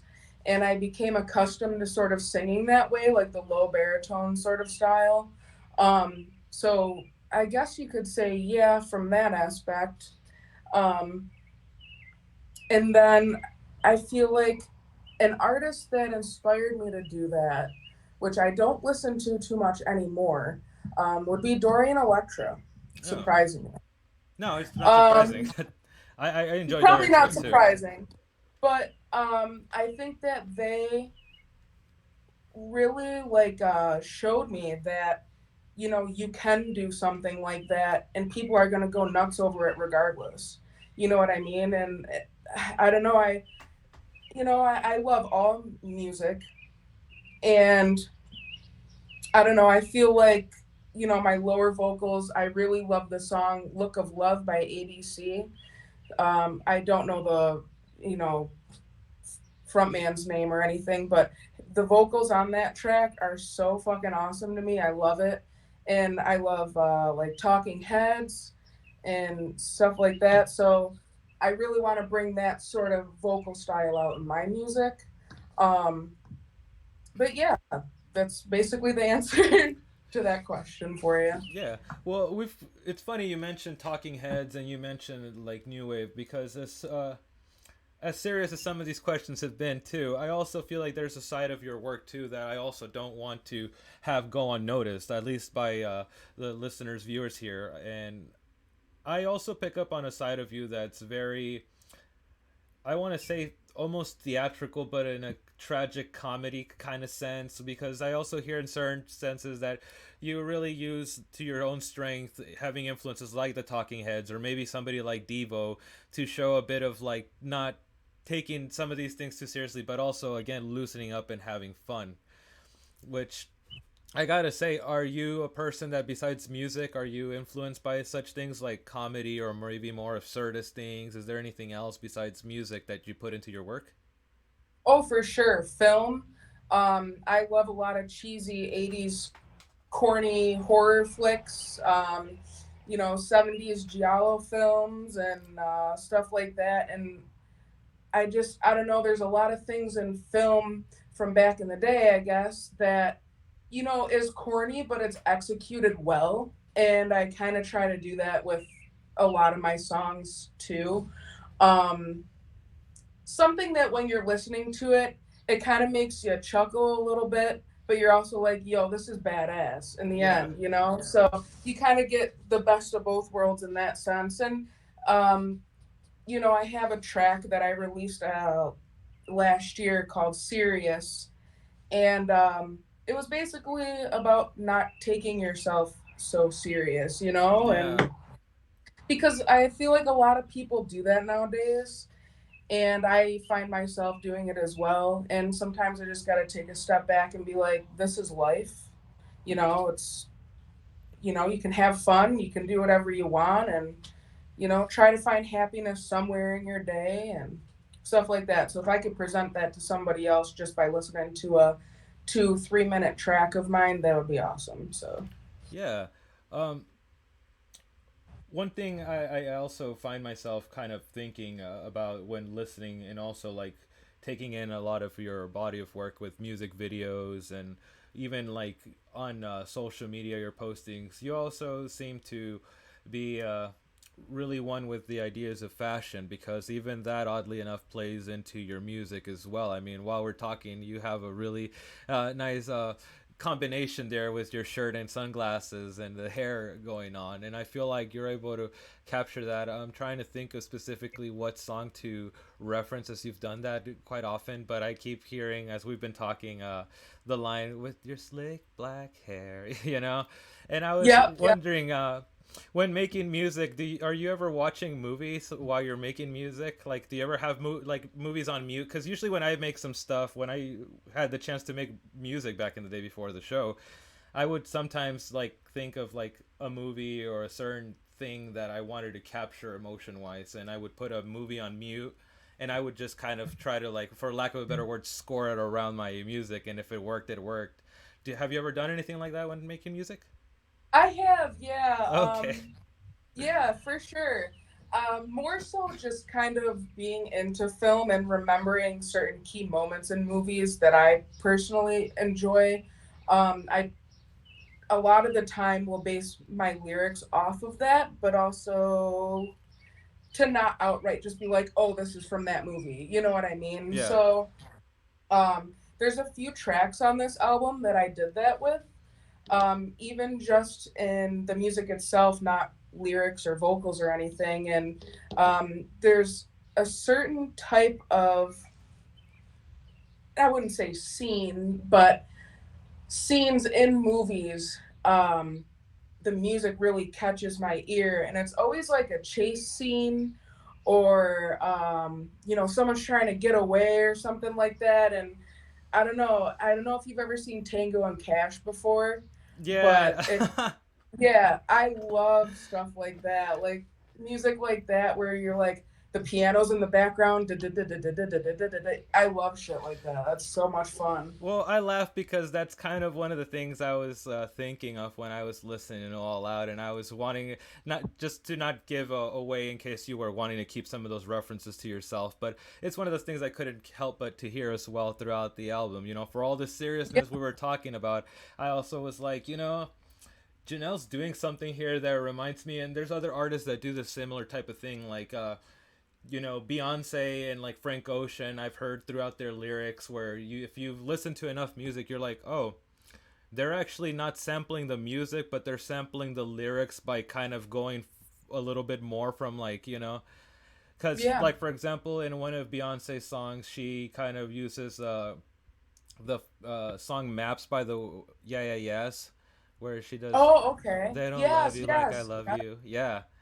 And she does something with an Animal Collective song as well. So Animal Collective makes royalties off of Beyonce song too.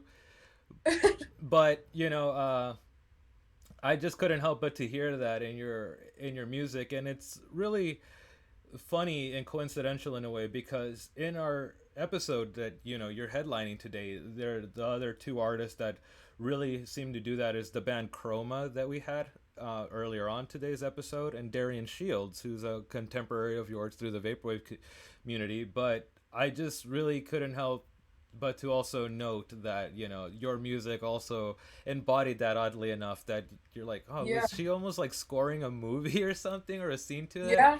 Yeah.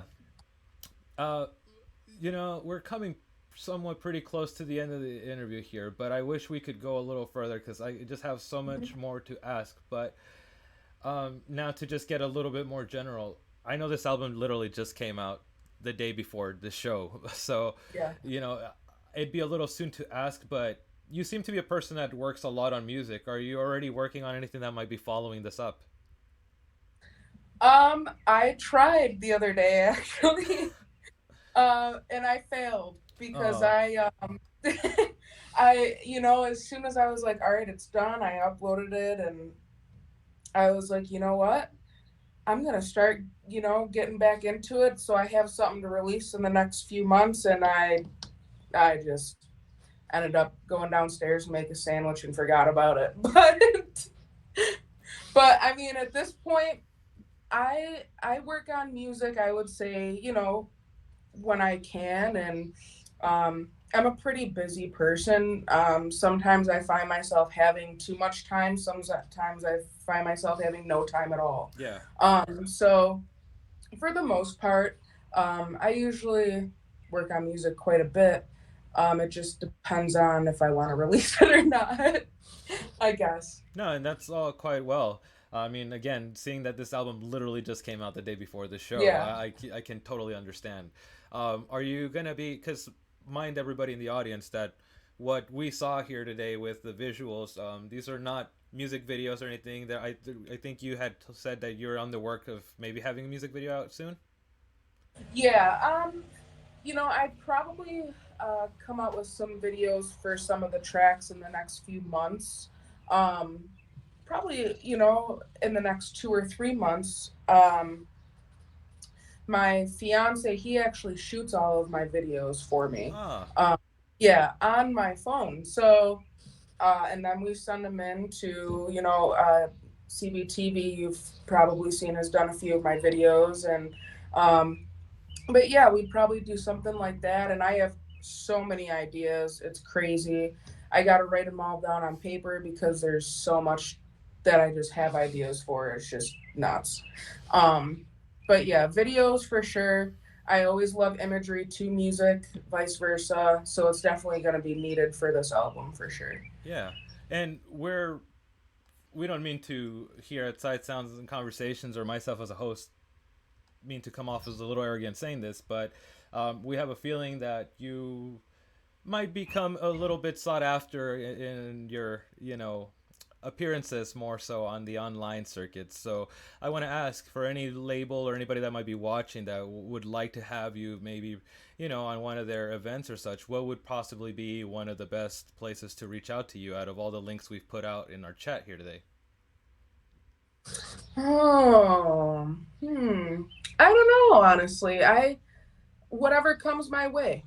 Really, I'm not a very picky person, although when it comes to what I do, I should be. But like I said, I don't like to take things too serious. Mm-hmm. And, whatever comes my way, I'll probably go with. Just because I like working with, new people, different people, and things of that nature. So, I mean, whoever gets here first is the winner, I guess. Yeah. Where do you think those winners could strengthen their chances? Facebook, Twitter, Instagram? Where do you are you more active on? Anywhere really. Anywhere really. I'm on Twitter. The handle I think is DRVNK Your Tears, and we have Instagram. them on the side of the chat. Yeah, there you go. We have them on the side of the chat, which just to let people at the label, because I'm sure there's going to be people reaching out wanting you to be on some URL show. So I'm trying to make it easier for all of us here. Um, well, we're pretty close to again to the end, but the last question I want to ask is: there anybody that throughout the making of this album, whether it be them watching the actual live stream or later the video archive, that you would like to send a hi or a shout out to?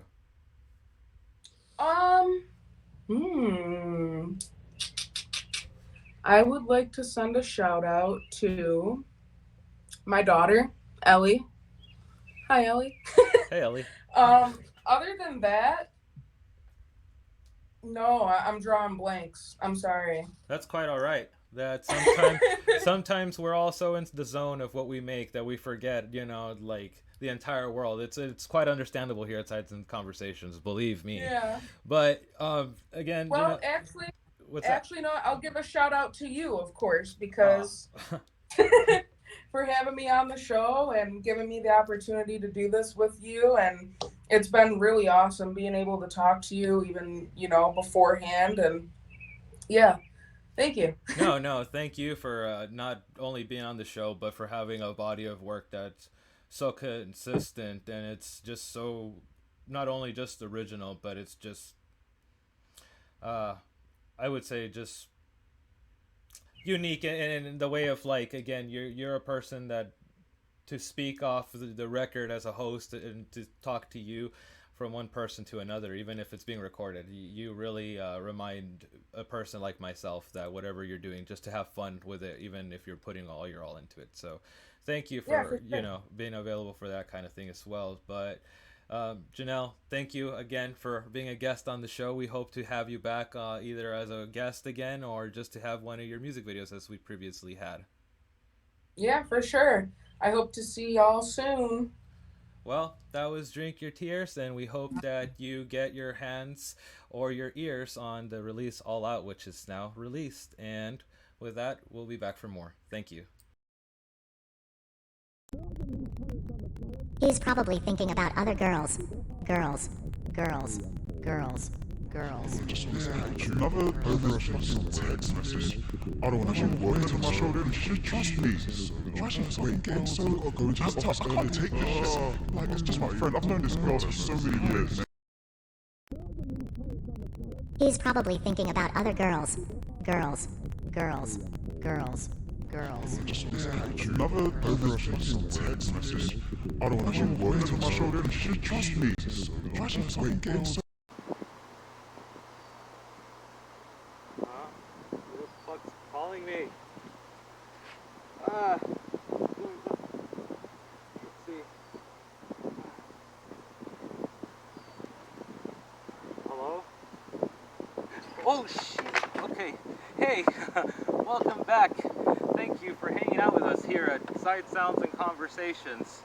I was your host, Codex, and I gotta be honest with you, I had to receive a call here from one of our co-creators because, well, I gotta be honest, there's a lot of things going on, and it's involved a lot of work, and quite frankly, I danced myself quite silly today on this edition.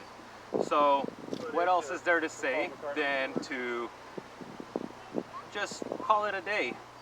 But it's not over for us here at Sight Sounds and Conversations.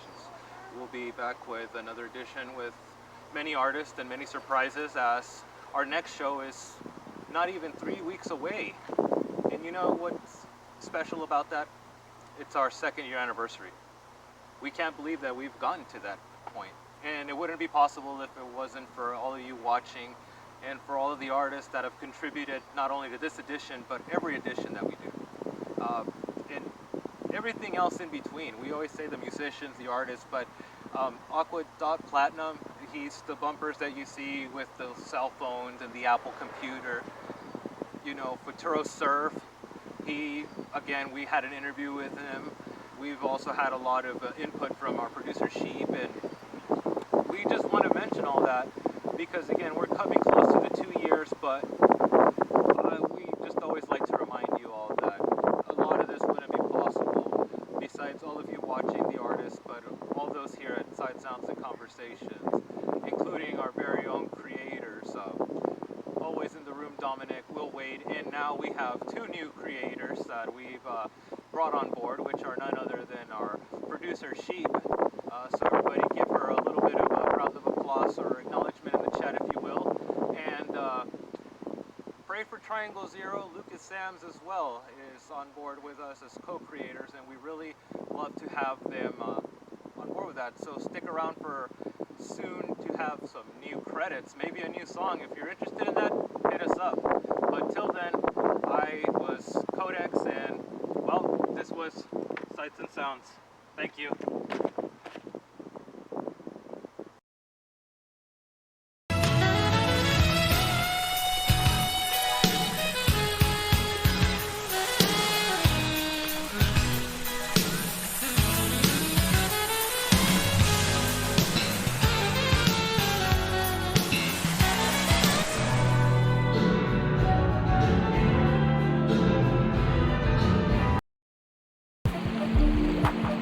You know what? I know what I need to do. I know what I need to do. I know what I need to do.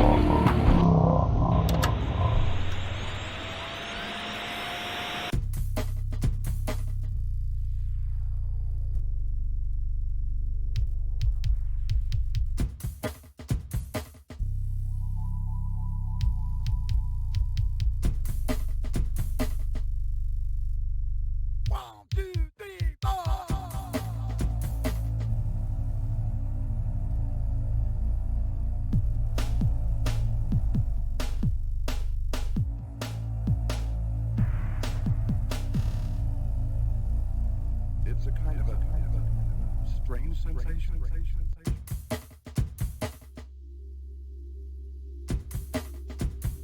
The only way to the other side is through the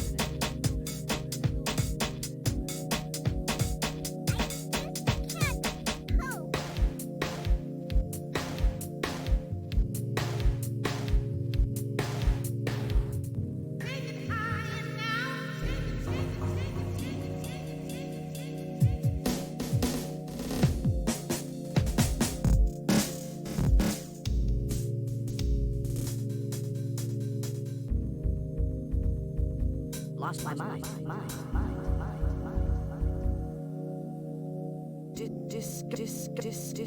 Discover the wonder.